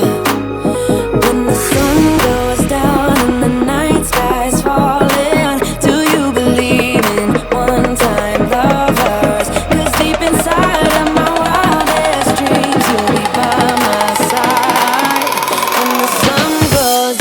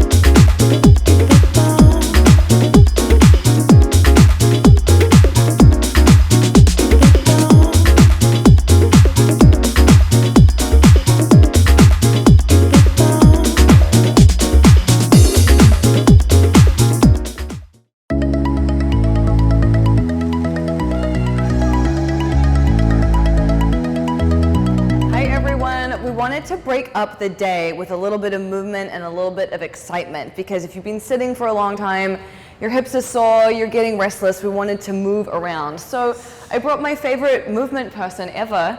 This is Reese, who I trained with in LA for 2 years before I moved to Orange County. And he just started his own gym called Homebase, and it's fucking awesome. So he's gonna take us through some simple stuff that is body weight only. So what are we doing? I don't really know what we're doing. He's gonna punish me today, I think. So we're gonna put Gala through some movements that I want everyone else to do as well. I think you found out more than anyone before the pandemic how essential movement is for our body. Yeah. And we are programmed to move. It's nutritious for our body, and we just sit around half the time at a desk or standing up. So we're gonna go through some movements to get your body out of the regular flow of just sitting or standing. Cool. So we're gonna do 3 lower body exercises. You can do them with weights or without weights. If you're a beginner or advanced, you could slow it down if it's too much. We are gonna go at Gala's pace, which is pretty intense to kind of tone up too. All right, so we're gonna start with some alternating curtsy lunges. Okay. You remember these, right? So I'll show an example and then we're gonna get into it. Cool. So alternating means we'll go left and right. So I'm gonna go back and behind this way, come back up, then back and behind the other way. As you do this, make sure that we put most of our weight and shift it forward, because this leg's moving and we don't want to depend on it. Are you ready? We're gonna do 20. Oh, fuck my life. Yeah, you'll be all right. She's done more. Ready? We're gonna go right first. Okay. All right, ready, set, go. Good, 1, feet back together. 2, good, keep your core engaged. 3, nice. 4, good. 5, let's go. 6, you sweating yet? Yes. 7, good. 8, almost there. 9, 10, halfway. 11, I like good. that you're like almost there 12. when we're nowhere near almost there. 13, I gotta motivate you. 14, good. 15, good, almost there. 16, 17, your glutes should be burning. 18, 2 more. 19, 1 more. 20, nice, how you feel? Hips all right? Amazing. Okay, good. Now we're gonna get you jumping a little bit, work up a sweat. Okay. So we're gonna do jump squats. So as you go down in this jump squat, you're gonna squat down. I want your hands to come up, and as you jump up, hands go down. Okay, we got 20. All right, ready? And let's go down. 1, good. You don't have to get too high. 2, keep your core engaged. 3, 4, 5, 6, 7, 8. I'm gonna get higher. 9, 10, 11, almost there. 12, 13, 14, 15, should be burning. 16, 17, come on, get up there. 18, 19, 20. Whew. Good job, you all right? Yeah. All right, we got 1 more. Catch your breath. Woo-saw. All right, so next I'll demonstrate this while you catch your breath. Okay, great. We're gonna do split squat pulses with a knee drive. So, split squat, show you at this angle here. Okay. We're gonna go down twice, and then we're gonna drive this knee up. Okay? We're gonna do that 10 times one leg, 10 times the other. Make sure when you're doing this that we don't drive that knee and kick like this. Okay? Because you're gonna throw yourself off. So when you kick, keep that knee tight. Okay. You ready? By the way, we're not unfit. It's just really hot in here. Yeah, I'm trying. Like, it's really hot in here. You're all right. All right, ready? So we're gonna start in the split stance. Okay. Let's go left leg back. How Ready? are my hands? Right here. Like that? Core engage, yeah. Okay. Ready? Yeah. Set, go. 1, 2, up. That's 1. 1, 2, up. 2. Up. 3. 4. 5. This is easy. You can add weights. 6. Good. 7. Come on. 8. 2 more. Stay with me. 9. Keep that core tight. 10. Ooh, that's it. Burns, right? Burns. We gotta do the other side. We can't leave you uneven. Okay. All right, By ready? the way, if you're ever wondering what it's like to work out with me, you know. Oh yeah. I roll my eyes, I swear I Faces. curse. Cusses me out. I've been all whole types of time. names. The whole time. But I still do it. Yeah, And I feel so good afterwards. you do. And you always reap the benefits after. You're like, oh, it was so hard. And afterwards, you're like, I'm so glad I came today. Yeah. Totally. Every time. All right, you ready? Okay. So, ready? 1, 2, 3. Down, down, up. 2, 3. Come on. Oh my Get God. that balance, boy. 5. Use those toes. 6. Good. 7. 8. Almost there. 9. Ah! Come on. 10. Your legs give out on you? Yes. That's all right, shake them out, shake them out. We're gonna leave your legs alone now. Okay. All right, now we're gonna work on some shoulder exercises. Okay. Usually we're all at a computer, rounded forward, our shoulders don't get too much movement. So we're gonna go through some easy movements you can do with no weights, with weights, or with a band. Okay. All right, it is hot. Okay, all right, we are gonna do some Arnold presses, but without weights. Okay. So what it looks like is we're gonna go here and up, and bring it back down. We're gonna do 20 of these. Looks easy, it's gonna burn though. Yeah, I believe you. All right, you ready? Yeah. Right here, let's count them out. Up, 1, good. 2, 3, 4, 5, 6, easy so far, right? 7, no. I know it's coming. 8, 9, 10, halfway, come on. 1, 2, 3, 4, 5, keep those elbows high, 6, 7, 8, 9, one more, 20. Shake it off. All right, get them right back up. Jesus. All right, they're gonna be out here. We're gonna do crosses. So we're gonna cross, cross. Okay. You're gonna switch your crosses every time. Okay. We got 20. All right. All right, let's do it. Ready? 1, 2, 3. 1, 2, 3. All the way up. 4, 5, 6, 7. People in the audience, don't be shy. 9, 10, 11, 12, 13. There you go. 14, 15, 16, 17, 18, 19, 20. Shake it off. All right? Yeah. I would usually make you do that with a band, but it'd be nice today. All right. Next, elbows up high. Yeah. We're gonna reach back as far as we can, but don't let your rib cage disconnect from your core. So keep your core tight. Okay. All right, ready? Yeah. 1, we're gonna do 20. Okay. 1, 2, 3. 1, good. 2, 3, 4. And what's this good for? 5. Your front delts. So especially being on camera, that's what we see is the front of our shoulders. So this is great for you. I think that's 10, 11. Then I'll keep doing it. 12, 13, 14, 15. Reach back. 16, 17, 18, 19, 20. Woo, it's work, right? Okay, good. Now we're gonna do some core exercises that involve our shoulders, so everything we just worked. Okay. All right, so we're gonna do some shoulder taps. Okay. So we're gonna be in this push-up position, feet wide, you're all right. We're gonna touch our left shoulder with our right hand and our right shoulder with our left hand. Try not to rock or move your hips. You got it? Yeah. All right, I need 20.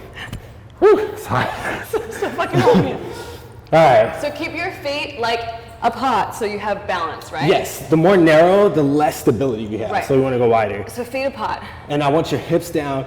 We don't want our butt in the air, and then we also don't want to do a crybaby down here, upward dog. All right, you ready? Yeah. You got 20. Set, go. 1, 2, 3, 4, 5, 6, 7, 8, 9, 10, 11, 12, 13, 14, 15, 16, 17, 18, 19, 20. Woo! Good stuff.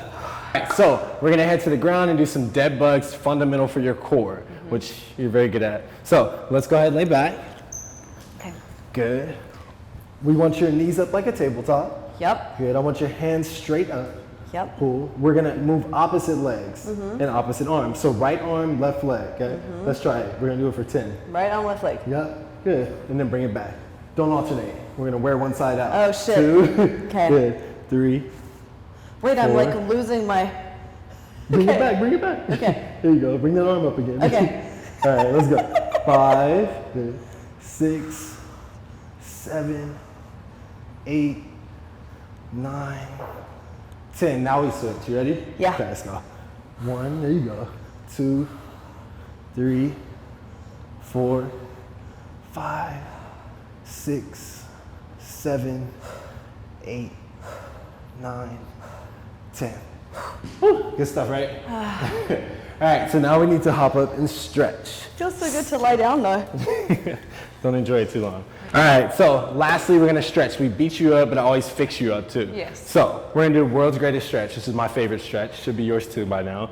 We're gonna touch our toes, and we're gonna walk out to a push-up position. Cool. From here, we're gonna go hips down, chest up. Nice. I want you to twist to the right. Good. Then we're going to twist to the left. Nice. And let's bring those hips back up. Cool. Okay. From here, you're gonna bring your right foot just outside your right hand. Make sure it's flat. You're gonna push those hips down and you're gonna reach with that right elbow and try and touch the ground. I can't, but you can. There you go. Then you're gonna open up to the right. And do that 2 more times. And back up, 1 more. Nice, good job. Make sure that opposite leg stays straight. Now let's switch. Good. We're gonna go down, elbow, then open up.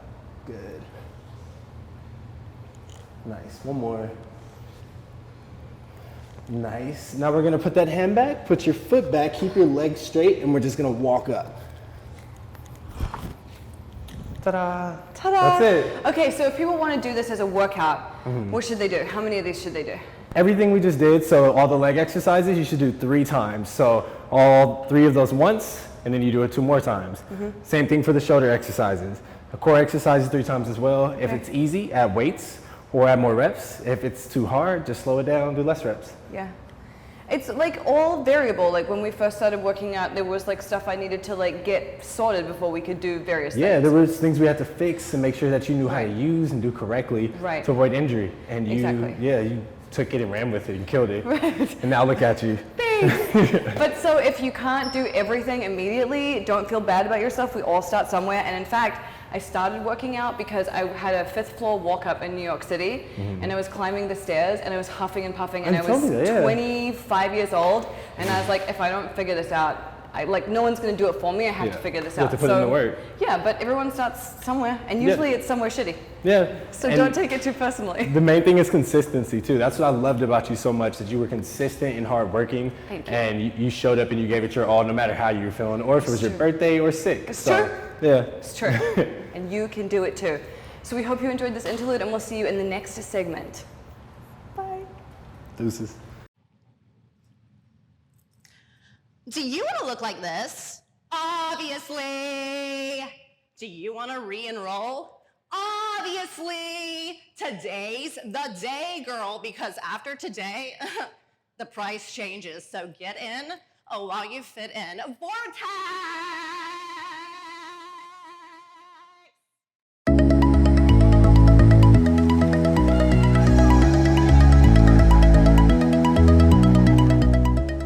Gorgeous. So we were talking so much about future self. Who do you want to be? Da da da da da. What are you visualizing? Where are you moving into? Who is that person going to be? And I think a really big piece of that is slightly indicated by what I'm sitting on, which is you probably don't see your future self as someone who's struggling with money, someone who doesn't feel abundant, someone who can't solve their problems, and someone who doesn't have lots of opportunity. To me, abundance is about having choices, not necessarily blowing your money on a bunch of bullshit, but being able to do what really matters to you when it really matters. I think that's what abundance is really about. So one of the things when I started tapping, I did tapping online for quite some time, not as much as Brad, but I did my part. However, the thing that really exploded the tapping was when I started teaching people how to tap for $365. I had so many views on those videos and the comments are ridiculous.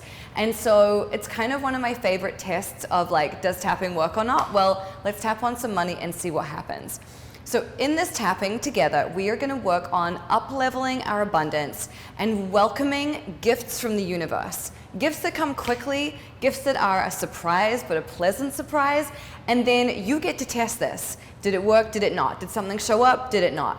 And so also the other thing about magic is not just what comes to you, but it is about seeing with new eyes, right? Because there are gifts around us all the time, so are you noticing them? Are you present enough in your own life to really experience that? Or are you so focused on, I have to do this, here's my to-do list, this person's pissing me off today? Are you giving your power away in such a way that you don't see the blessings around you? So let's change it up, because we all get into that zone sometimes, and it's a really sucky zone, it's a really boring zone, so let's just get rid of it. Let's get into a sexy abundance place. So I'm going to cross my legs because it feels like the right thing to do.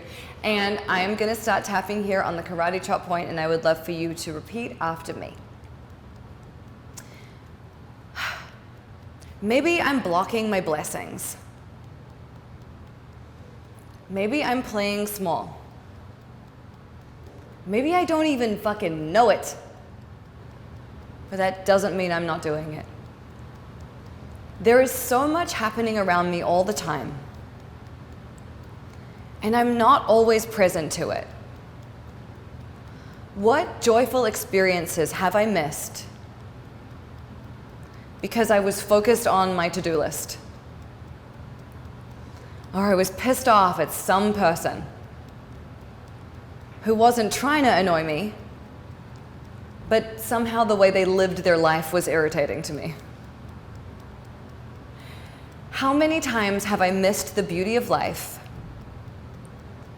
because I was in my own head about something? I don't want to be in my head about things all the time. My brain is not the reason I'm here. And I want to be in my body more often. I want to feel things, not just think about things. Because I know I'm really good at thinking about shit. But what would it mean if I felt my way through life instead? Would that open me up to more abundance? What if I stop doing constantly and just allow myself to receive? How fucking beautiful would that be? Can I take my foot off the gas pedal and allow life to happen for me? Okay, take a deep breath in, hold it at the top, let it go. How's the audience feeling? There's a lot of yawning going on. There's some this that you can't see, but it's happening behind you, and it's amazing. So let's start by tapping on the top of the head now, and we're gonna work through these points. And we're going to invite in gifts from the universe, and we're gonna open our eyes to really see them and let our bodies feel them. It's gonna be so good. Here we go. I am open to gifts from the universe. Surprising gifts. Really beautiful gifts. And I'm open to seeing things differently. Because sometimes I just walk around like a head on a plinth. And I don't feel anything. And I don't have my emotions turned on. And I'm like, what do I got to do today? Who do I need to see? What emails am I returning today? And that is not living. I know that there is so much more out there for me. But I'm not even aware of it because I am so focused on my to-do list. I want to open myself up to brand new experiences. Experiences that are beautiful and experiences that serve me. Experiences that expand me. Because even though my life right now is pretty damn good, I know it can get better. I know it can get juicier. I know that there is more out there for me. So can I allow myself to receive all of that? Can I open the doors in my chest and let those things flood into me? That might be a little bit scary. That might mean I don't feel like I'm in control. But I know that when I make plans, the universe laughs. And I also know that the universe has a much better imagination than I do. So even though sometimes I block my blessings, even though sometimes I don't see the magic of my own life, I am deeply grateful for my life. I'm grateful for my body. And I'm grateful for what's possible. because I know that I have so much more potential. And so I am declaring to the universe today that I want to see a miracle. I want to invite the treasure, the beautiful surprises, the stuff that expands me in a positive way, and that reminds me of who the fuck I am. Because I am so infinitely powerful. And I just want to be reminded of that. So as I go about my day, I'm going to see things differently. I'm going to think about opening up those doors in my chest. And I'm going to allow life to happen for me. I'm going to experience something new. I'm going to be spontaneous and allow myself to enjoy my life. And even better than that, I can deeply and completely love and accept and forgive myself the whole time. All right, take a deep breath in. Hold it at the top and let it go. And if it feels good to like move your shoulders or your head or like swing your neck around, I often find after tapping I want to like do something physical. So if you feel like having a stretch, that's okay. And I kind of feel like it's your body like making a space for those miracles, making room, stretching it out. There's always more room. So I hope that this felt really good, and I would love to hear from you what miracles happen. Some of you are going to have miracles happen like right now, and some of you it'll be tomorrow, and some of you it might be next week. But you have to tell me, because that's like the pact we have. It's unspoken, but you have to tell me when it happens. Okay, I love you.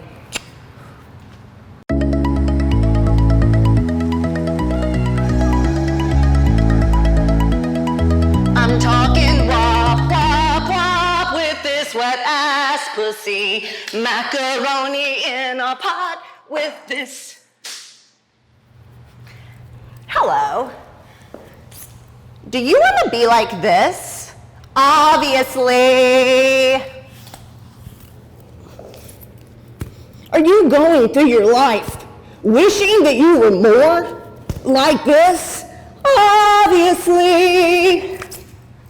Perhaps you want to be more like this. I mean, why the hell wouldn't you? Hey there, it's me, your best pal, your good old buddy, your old friend, Lux ATL. That's Dr. Lindsay Byron if you're nasty. And honey, I am here today to encourage you. Damn, girl. Hello. Wow. You're living. You're dreaming. I'm living. I'm dreaming. I am almost 40 years old, a mom, a doctor, in these streets, acting like this, my G. And I want to encourage you to do the same. And here's why. Right now, you might be looking at me and you might think, damn, who does this bitch think she is? And I want to tell you, I know who I am. I love who I am. I am Lux ATL, and I'm your buddy who's here to say, girl, you are fine. You are beautiful. You are sexy. Guess what? I know that you want to take the sexy selfie. I know what you're doing in your bedroom mirror. I know. And I want to tell you that you are not frivolous. You're not a dumbass. You're not good dancer. You're not too big or too little or too this or too that. Your desire to play around with your sexuality, with your sensuality, to live, to pose, to dream, Dude, it's so natural. It's so fundamentally human. So today, my friends, I am going to give you a little preaching to get you in the mood. And then I'm going to show you 3 booty moves that are going to inspire you today. So friends, many of us women, even if we are evolved feminists, we have a hard time embracing this side of ourselves, being sexy, being outlandish. We have a hard time doing it because, frankly, even the most enlightened of us were steeped and raised in a culture that utterly vilifies women's sexuality. So take your mind back to when you were a teenager. Did you ever get in trouble? My ladies I'm talking to right now. Did you ever get in trouble? What did you get in trouble for? What was the worst thing you could do? Because I'm gonna be real with you, I was in these streets doing drugs, stealing from Claire's boutique, baby. But the worst crime that I could commit was being caught in any sort of sexual situation. And that was the worst trouble that I ever got in. And in fact, even as an adult, have continued to get in, being a problem because of my internet image. I know that you get the message that to be like this, to act like this is basic, it's low down, you a hoe, no man gonna want you, no woman gonna want you, you should be ashamed. I know you get that message, and I know that even if you are enlightened,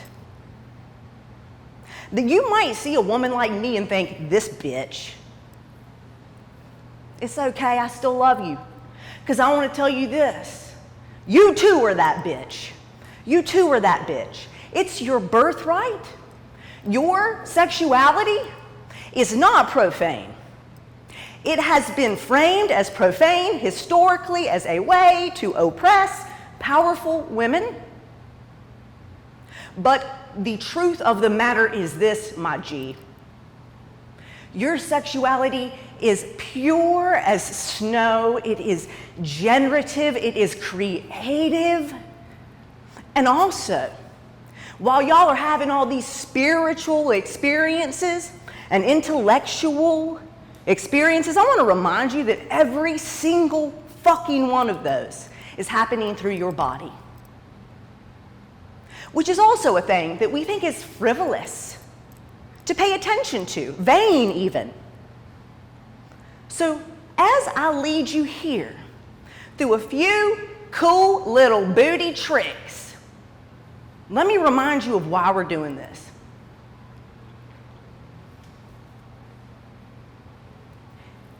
For you to inhabit and be present in your body, dude, and have fun with it.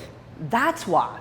To have fun with it, to have fun with it. Because we think about our bodies as women, it's so fraught with trauma, right? And every fucking conversation that we have about our sexualities as women is just over and over based in places of trauma and pain. And hey, I've got it too, I felt it too, and I love you, and I'm sorry for what you've been through.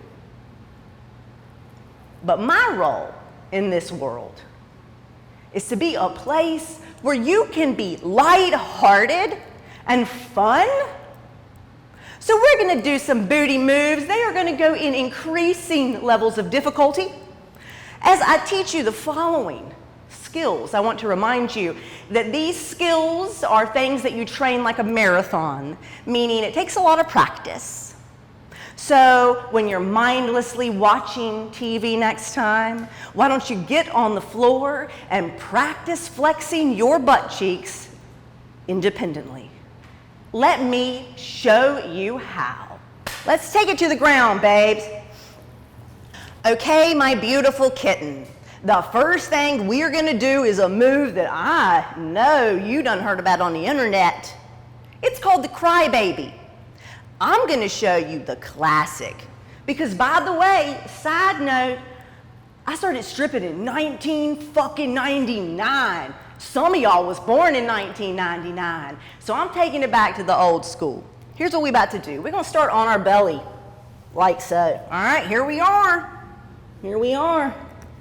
Now, many of you may sleep like this with one leg pulled up. Okay, it's a pretty common sleeping position. So you're gonna get in that position. You're gonna lift the pelvis off the ground and drop it. Lift and drop. Then you're gonna add a rhythm to it. Bugga, bugga, bugga, bugga, bugga, bugga, bugga, bugga, bugga, bugga, bugga, bugga. This is the crybaby. If you want to take it to the next level, you gotta hit the floor. Now this, my friends, you do this on the stage, the people go ape shit. They fucking love it. And honestly, it's not that hard. What you're wanting to generate is a rotation of the meat on the bone, dude. This is a meat on the bone move. So once again, we lift, and we hit that pelvis to the ground hard enough to make it wobble. Once you got one good wobble, you add the rhythm. And that is the crybaby. Okay, I got another one for you. Man, this is a fucking crowd pleaser. And because this is rated, I don't know, R and not X, I'm gonna show it to you from the side. Because if I show it to you full on, I'm gonna show it to you full on. Okay, here we go. All new levels. Now we can move all over the world with this. This is what I call the booty bounce. There's a million different names for these things. But again, this is a move that is relying on the meat rotating on the bone. Damn, bitch, how the hell are you doing this? Don't worry, I'm gonna tell you right now. Woo! Shit ain't easy though, I'm for real. I'm sweating, and I hope you are too. So here's what we gonna do. And by the way, if you're sitting on your couch right now, passively watching, get off the couch. Get on the floor. Get on your hands and knees. We're gonna be on our hands and knees, and then we're gonna take it to what I call a frog position, meaning we're gonna be on the inside of our knees, like this. Let me show you from the front. This is what I would call a baby crawl. This is a no. This is a frog. This is a yes, okay? Now, once we're in the frog position, you're gonna feel this hinge. If you do yoga, you know the cat-cow?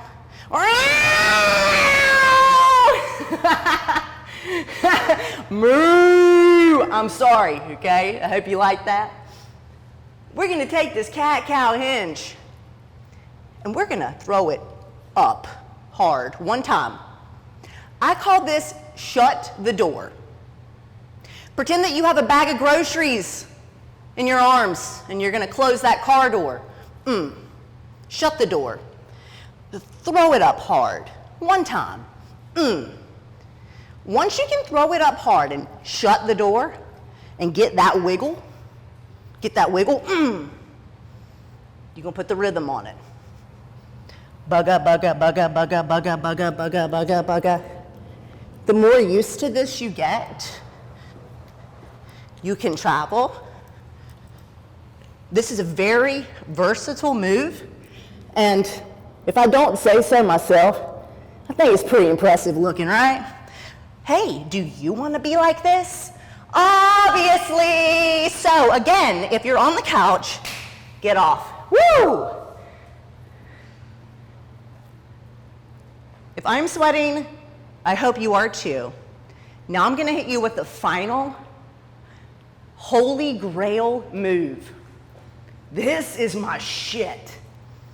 And I've been a dancer my whole life, You can do a lot of cool tricks, but nothing beats this as a crowd pleaser. Let me show it to you. I'm going to show it to you and then I'm going to break it down.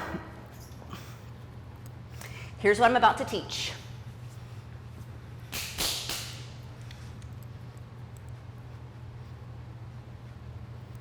Okay?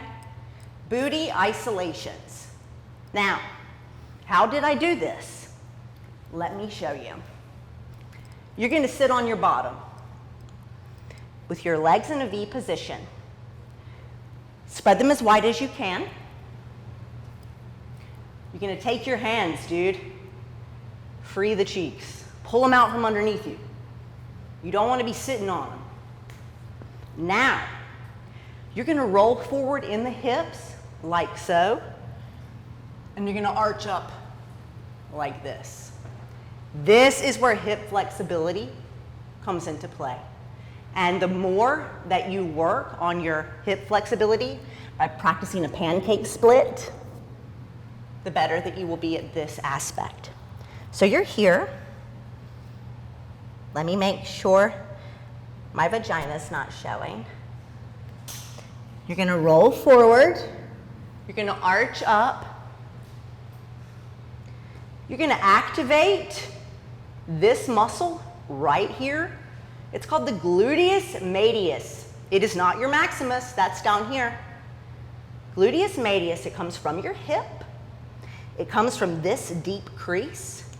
And you're going to flex, flex, flex. You want to try to give yourself a high five with the top corner of your butt cheek. Right now, this may be you. If that's you, I understand. This isn't a muscle we use very often. Here's the muscle that we're using. Pee on a hydrant, okay? I'm a happy little dog peeing on a hydrant. You can try this to feel and activate that muscle. Once we are seated, we pull the cheeks out, we roll it forward, we arch it up, we flex up here,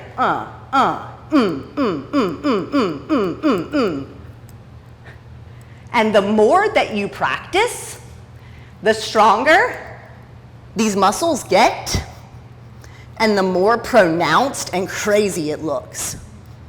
I really challenge you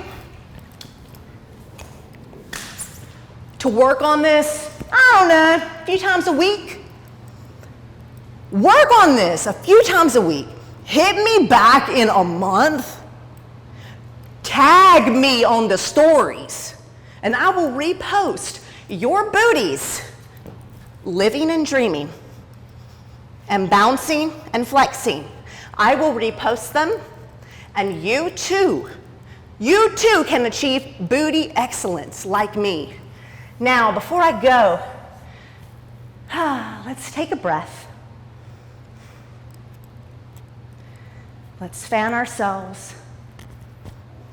Let's remind ourselves. Yes, you should do this. Yes, you're the person to do this. And let me leave you with a few parting words, okay, homie? This is a little toast. It's a little toast. I don't have a drink in my hand, but if you do, I invite you to raise it. This is my blessing and love to you, and with this I will sign off. Everywhere I go, the people say, I can't stand that hoe. I hate the way she moves, she walks, the things she do. And my friend, that's why I'm glad I found you. A woman like me, you see, we are just the same, dreaming with the same hearts, shouldering the same pain, carving out our own paths, thinking with our own brains. This world cannot stop us going hard with no shame. No fear, no apologies, just love between us. A friend you can count on, a sister you can trust. So when you look at me and you see something great, know that I'm looking back and I'm thinking the same thing. You're dope. You're a boss. You're a genius. That is true. So when you see me, baby girl, see you. My name is Lux ATL. Thank you for your attention. Much love.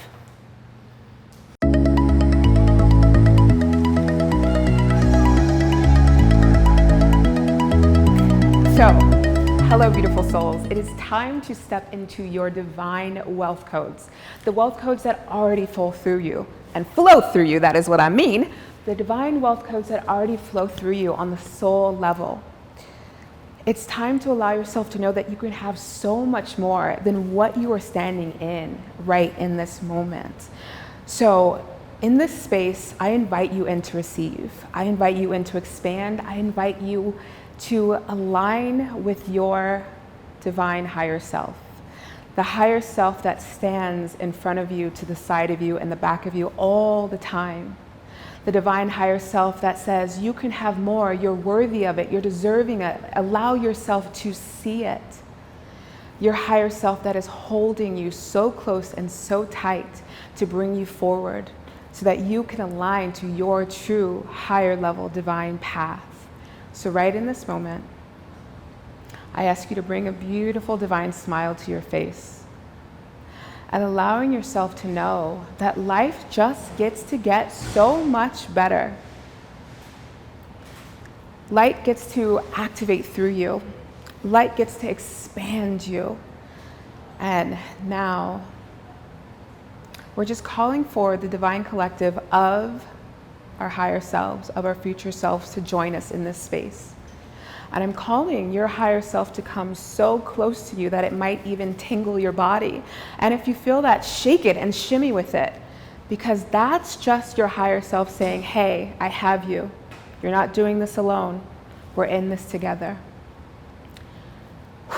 So right in this moment, just taking a beautiful deep breath right from your belly and bringing it all the way up. And the beautiful thing of flowing with my divine energies is that they're alerting me that there's some throat chakra work that we get to do. Because a lot of times when we move deeper into our higher self, we're not actually speaking our truth, and that's what's limiting us. We're not allowing the pure divine codes that resonate within our soul to come through us. So before we start activating these divine wealth codes that are already within you and surrounding you, we're going to activate your throat chakra. So in this space, in this moment, what's coming through is as I'm activating your throat chakra, start speaking out your wants and desires and allowing that energy to filter through them, allowing that energy to remind you how powerful you are in every single level.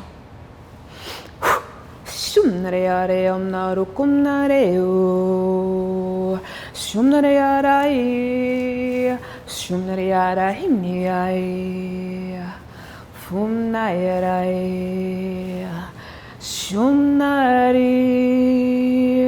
Shumnarai. And allowing that energy to move through your beautiful divine throat chakra, activating it and expanding it right in this moment.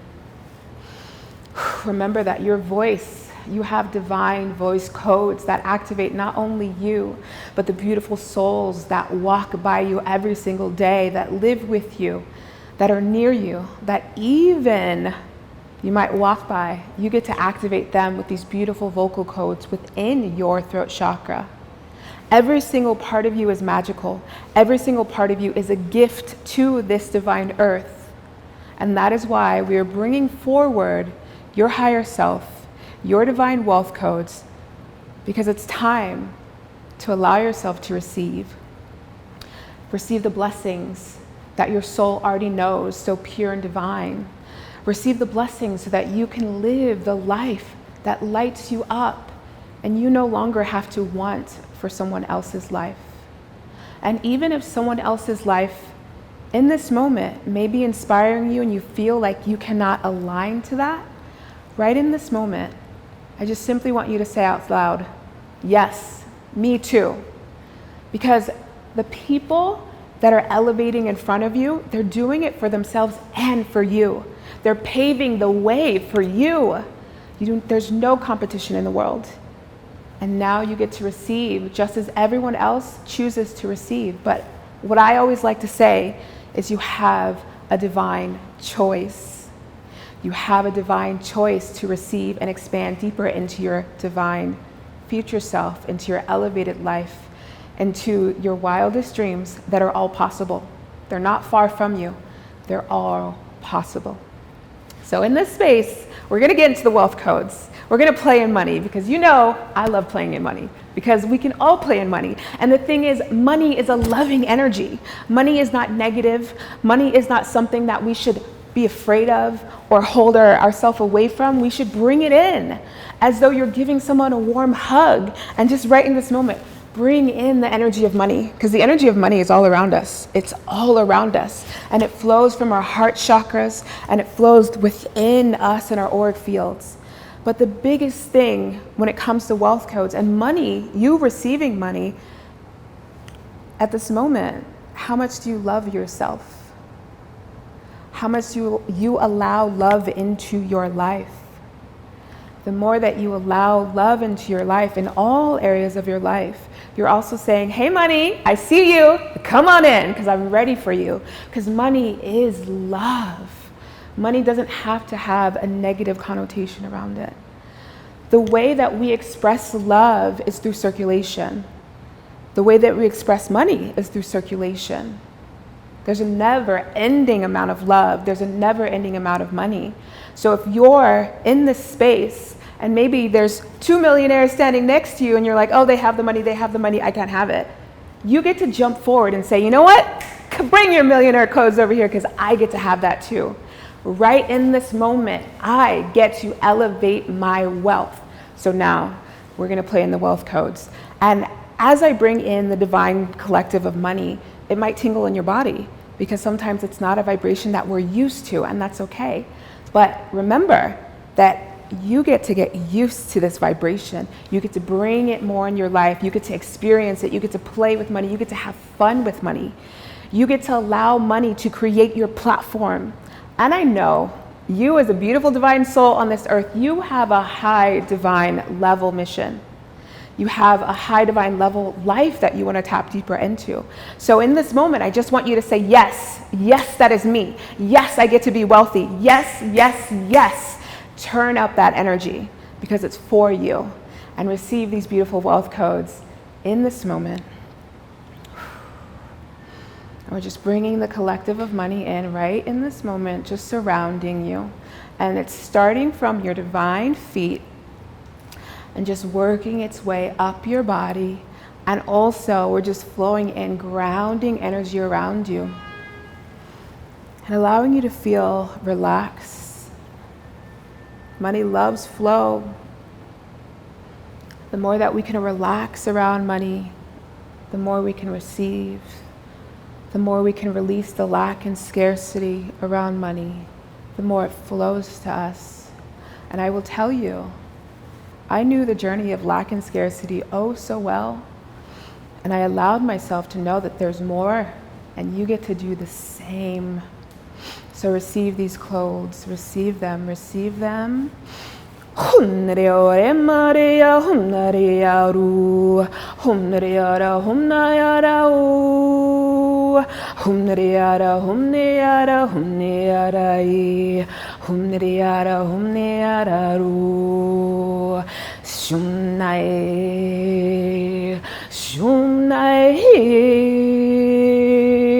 Shumnai Hairu,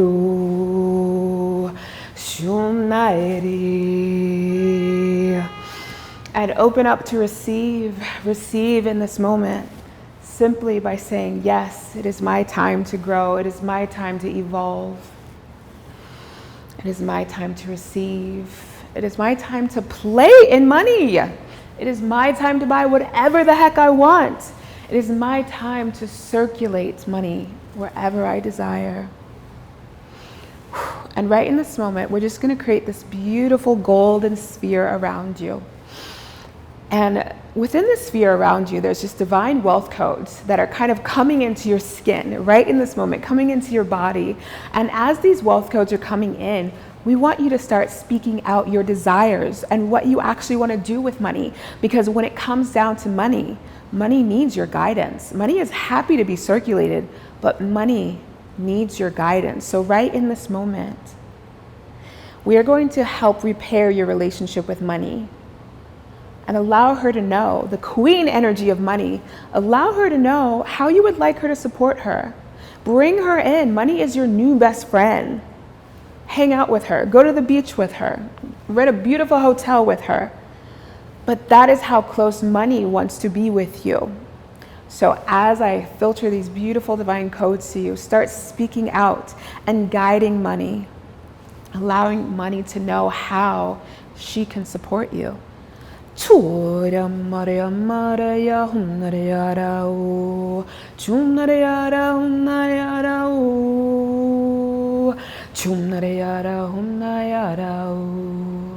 And right in this moment, my beautiful souls, as we bring this next transmission, if you feel like you want to get up and move, if you feel like you want to awaken the divine wealth codes of you and your ancestors and the future coming forth, get up and move, because these wealth codes are potent and powerful and here to activate you in the most divine way. Tu kanyakia unaya anya uyaya ka unaya kanaya huyaya ka unaya karara shumnaya ka humnaya kanara huyara ka humnaya karara shumnaya ka humnaya karara. And just breathe in that energy. Take a beautiful deep breath in. And you are just literally floating in money codes. And I want to allow you to know that every decision you make allows these money codes to enter deeper into your body. And the simple choice of saying, I am worthy and I am deserving of this next level life. And then to end off this beautiful expansion, we're just going to bring in some high level codes. We're going to open and activate your heart chakra so that you feel more worthy and deserving. We're just bringing in the beautiful divine angelic realm for this activation.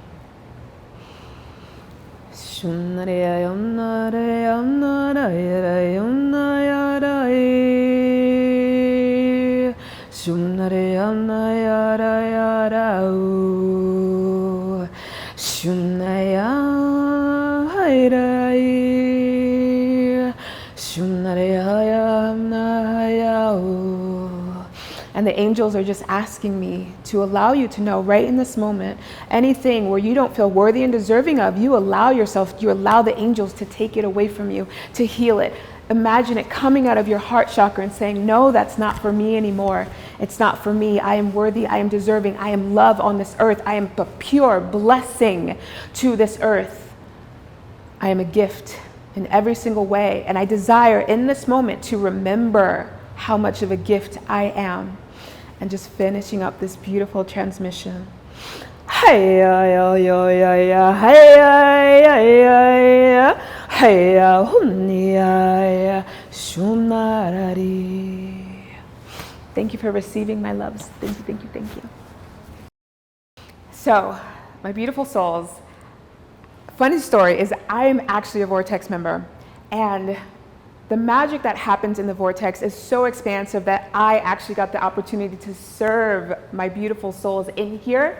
And I know that I'm going to be back in the Vortex next year. So what I want to say to you is you have a magical opportunity to sign up for the Vortex right in this moment. And I know that you want to receive more of these codes and more of the other magic that flows through the Vortex every single day.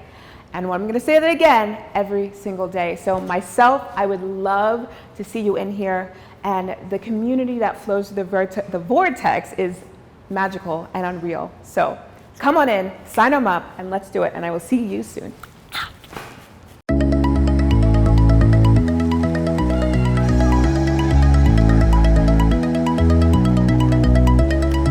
I could not be happier to be here with you today and Since our whole theme is our future self, I have some good news for you. By the end of this meditation, your future self will be here. So get excited, get ready. This meditation is especially for you guys. I wrote it for you guys because I know that our Vortex people can take a little trip with me because you've meditated with me a lot before. So we're gonna get involved and we're gonna go there. At the beginning of this meditation, you might wanna kind of, watch me a little bit. We're gonna move our hands through some different positions as we breathe and just as we get going. And then I'm gonna offer the suggestion that you close your eyes. And also for this meditation that we're doing, underneath everything, I want you to kind of stay tuned on like a gut level to not a mental idea of your future self, not like what your brain might think would be good or you should be aiming for as your future self, but like what feels good from here. So that's just like a little hint as we get started. So to begin, I want to give us an opportunity to receive some energy, right? We're always putting out. So imagine your hands are like little starfishes. And a starfish eats from right here, right? Takes in nourishment from right there. So to start out, point your little starfishes down at the ground. And if you want to, you can already let your eyes close. And just as you breathe, and especially on your inhale, just like let yourself draw up through your little starfish hands some earthly energy. This can feel any kind of way. This will even work if you just imagine it. But maybe you can already feel some tingling or like a rapid pulsation in the skin of your palms of your hands. And recognizing that you are, of course, an energetic being. So maybe a breath or two more, just like really, especially on the inhale, drawing up some earthly energy into your hands. And if you want to peek your eyes open, this is the second position for your hands. So they're out to the sides, palms up. And now you're drawing in some sort of like horizontal energy here. So energy from the air or from the energetic field that surrounds all things. And again, paying special attention to the inhale, letting your body breathe naturally however it wants. But yeah, you can feel the energy coming into your hands and maybe from there starting to flow through the rest of your body. And now leaving your hands palms out, but putting them in front of you. So now you're like imagining that you're drawing some future energy towards you in through the center of your palms.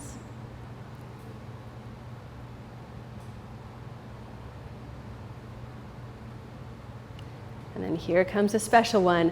Put your palms facing out behind you, and you're gonna let anything you no longer need, just as you exhale, let it flow out gracefully behind you. This is nothing that your brain has to get really involved with. It's your breathing anyway. And as you exhale, my hands are open and anything that needs to leave just flows out gracefully behind me.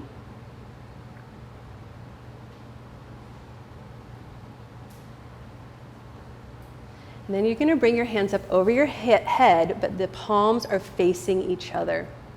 And in this one, it's like there's a vertical beam of light that's coming down from the sky, down between your hands, in through the crown of your head. And this beam of light is running through your whole body vertically like a clear channel.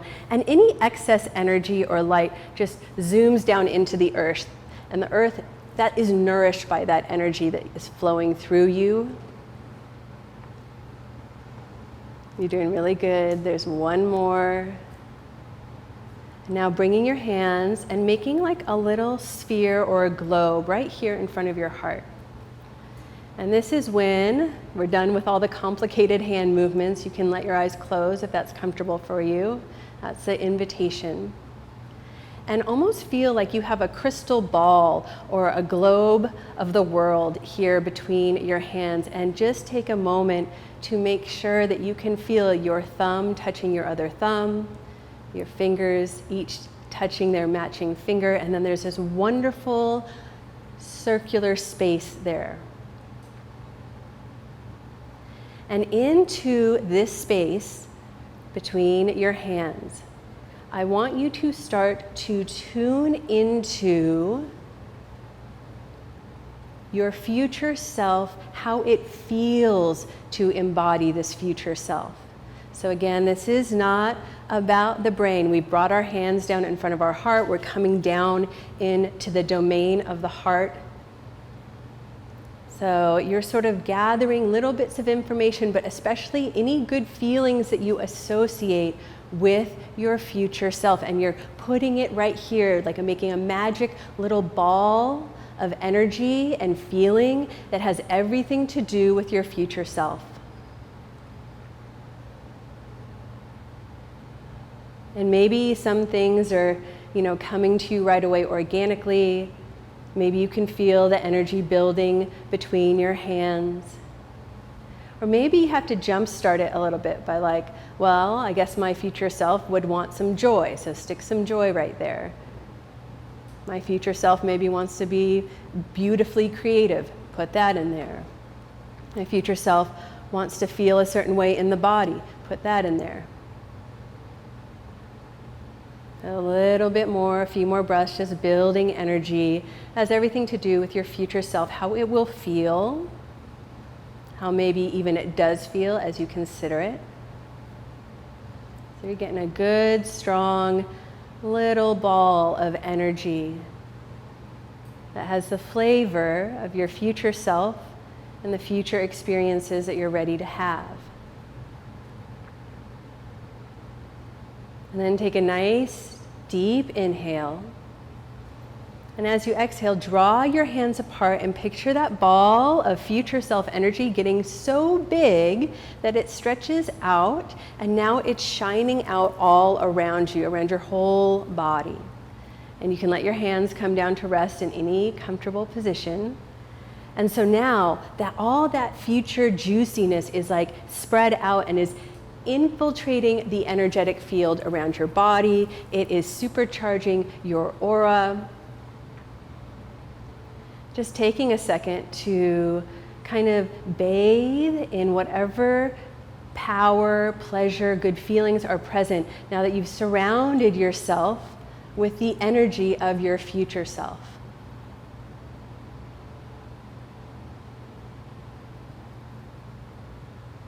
And now in your mind's eye, in your imagination, I want you to see yourself standing in a long hallway. This hallway almost seems infinitely long, like there's no beginning, there's no end.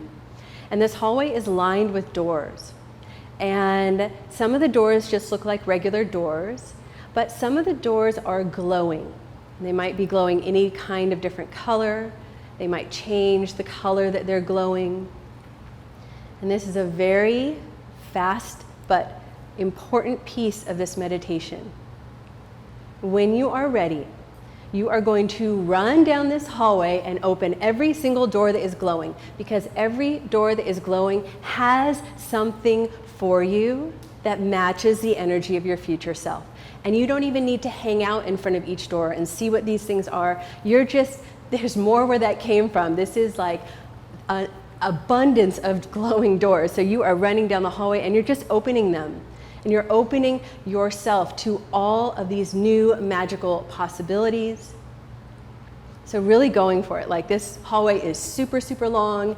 There's tons of doors, tons of them are glowing, and your job is just to be the door opener. Maybe on some of these doors, when you open it, gifts start just rolling out into the hallway towards you. But the main feeling here is like, look at how I'm opening all these doors to these magical futures.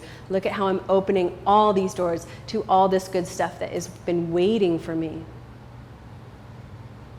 So opening the doors.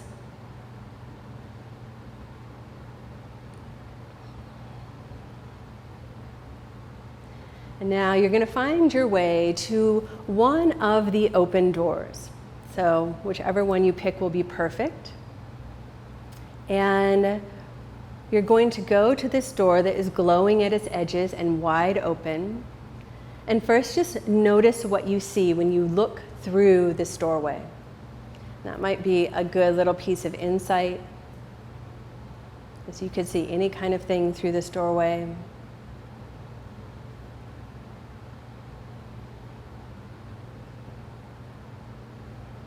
And then very consciously, you're going to step across the threshold of this doorway. And now you're in this sacred space that is just for you. Again, if you see things around you or ideas just pop into your mind, kind of take those and put them in your imaginary pocket for later. But what you're really tuning into now in this sacred place is your current timeline that you're living. So you're really tuning in to the way things are now, and however they are. Nothing needs to be explained or named or changed or anything like that. You're just like feeling in this sacred, safe place, your timeline right now, how things are right now. And then you start to notice kind of the best parts of what's going on in your current timeline. You start to notice things that maybe you've taken for granted. You start to notice things that are already on side for you, resources you already have, things you've already built and accomplished. And you start to notice so many things about your current timeline that feel really good that you start to dance on this timeline. And so really seeing yourself dancing on this timeline, and then remembering that ball of energy that had the flavor of your future self, like tuning back into how that felt, that future self flavor. And as you dance on the current timeline, from the infinite number of timelines that are out there, feel your future self timeline starting from the far reaches all the way out there, starting to come closer to your current timeline. So it's almost like the more you dance, the more it comes closer and closer to where you are. You are dancing your future self closer and closer to your current timeline. And now that future timeline gets super close. You can actually see it in front of you. There's a little space between the current timeline that you're on, where you're dancing, and this new flavor, this future self timeline. And when you're ready, you're going to take a nice deep inhale, and you're going to very consciously jump from the current timeline on to the future timeline. And the future timeline probably feels pretty good, so you're going to keep dancing. And maybe your dance changes. Maybe it gets a little bit more celebratory. Maybe you start to dance more like your future self dances.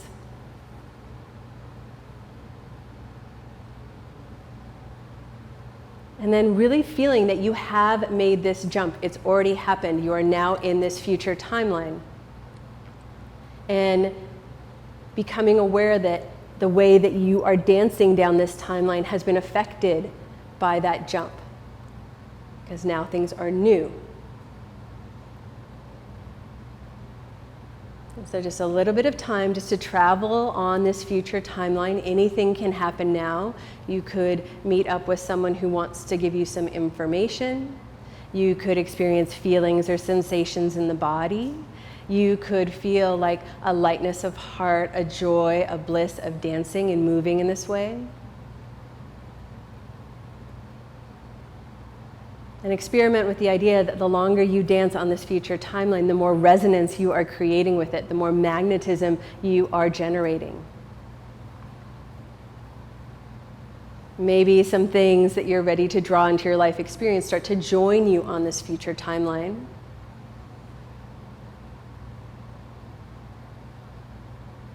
The most important thing is that you're feeling all the feels. You're feeling your way into what this new timeline is like for you, how you feel within it.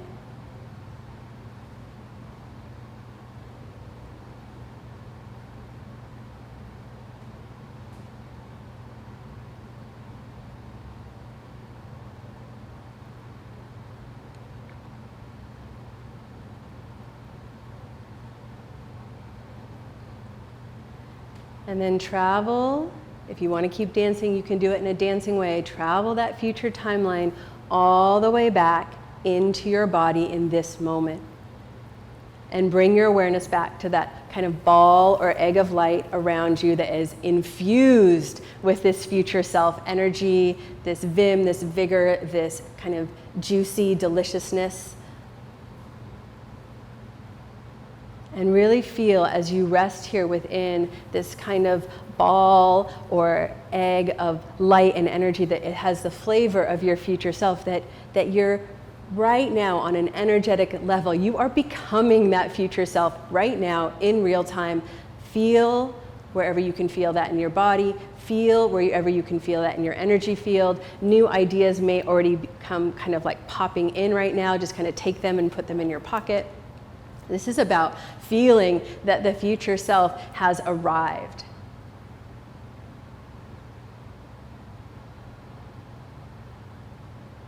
I just want to give you a little bit of quiet time here, like really gelling that future self energy, anchoring it in your body. And just like acknowledging that, yes, it's happened. My future self is here. This is how I'm going to be stepping out into the world, into life, into existence. This is the one that the world is going to respond to. Maybe in your mind's eye, you want to do one more little dance, inviting that future self to just come more and more and more into your true, real, lived reality.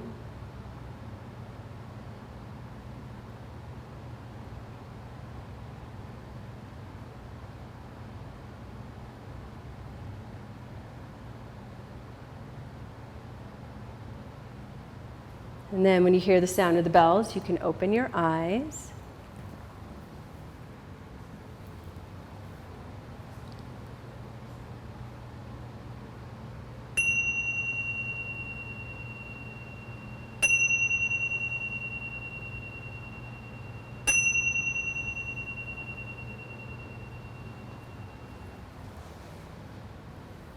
I hope you enjoyed that, and the world is new, and so are you.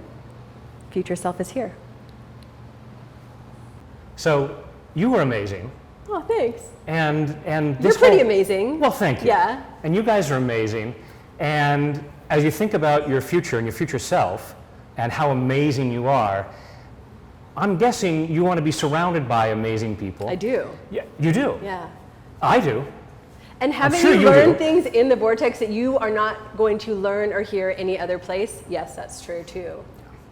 So we definitely encourage you to continue along in the Vortex with us, because we're definitely going to be here. Yeah. We have so much more to give you. And we want you guys to be here, and you know, we're all in this together. It's interesting that in these times we had this special place, and we're so lucky that it's going to continue. And I know that my future self is excited about continuing to hang out with you, and definitely you. Yes. And all these fabulous people are here. Yeah. And your future selves. Sign up today, and we can't wait to see you there. We're excited to have you continue in the Vortex. Click the button. Do it right now. I don't believe in bad compatibility. You could just be annoying, you know, like it's probably what it is. It's like you are just all about you, and that's why nobody wants to be with you. That's not a problem I can solve, but I'd be happy to direct you to so many psychologists who can help. Yeah. Yes. The button. Push the button. Well, I think everybody's empathic, so I understand that you're an empath, but you're still going to have to get a grip. Do you know what I'm saying? Yeah. Good choice. Yeah. Okay. Good choice. Right. Well, you can't make emotions all about you. You know, you have to be a little bit more curious about the lived experiences of other people. Operators are standing by, ready to take your call, to invite you back into the Vortex so you can enjoy your best life ever. And might I say, you should always have 2 Geminis manning the telephone lines, because they will never get off the phone. Call now, join now, hit the button, come join us. We'd love to have you for a whole new year.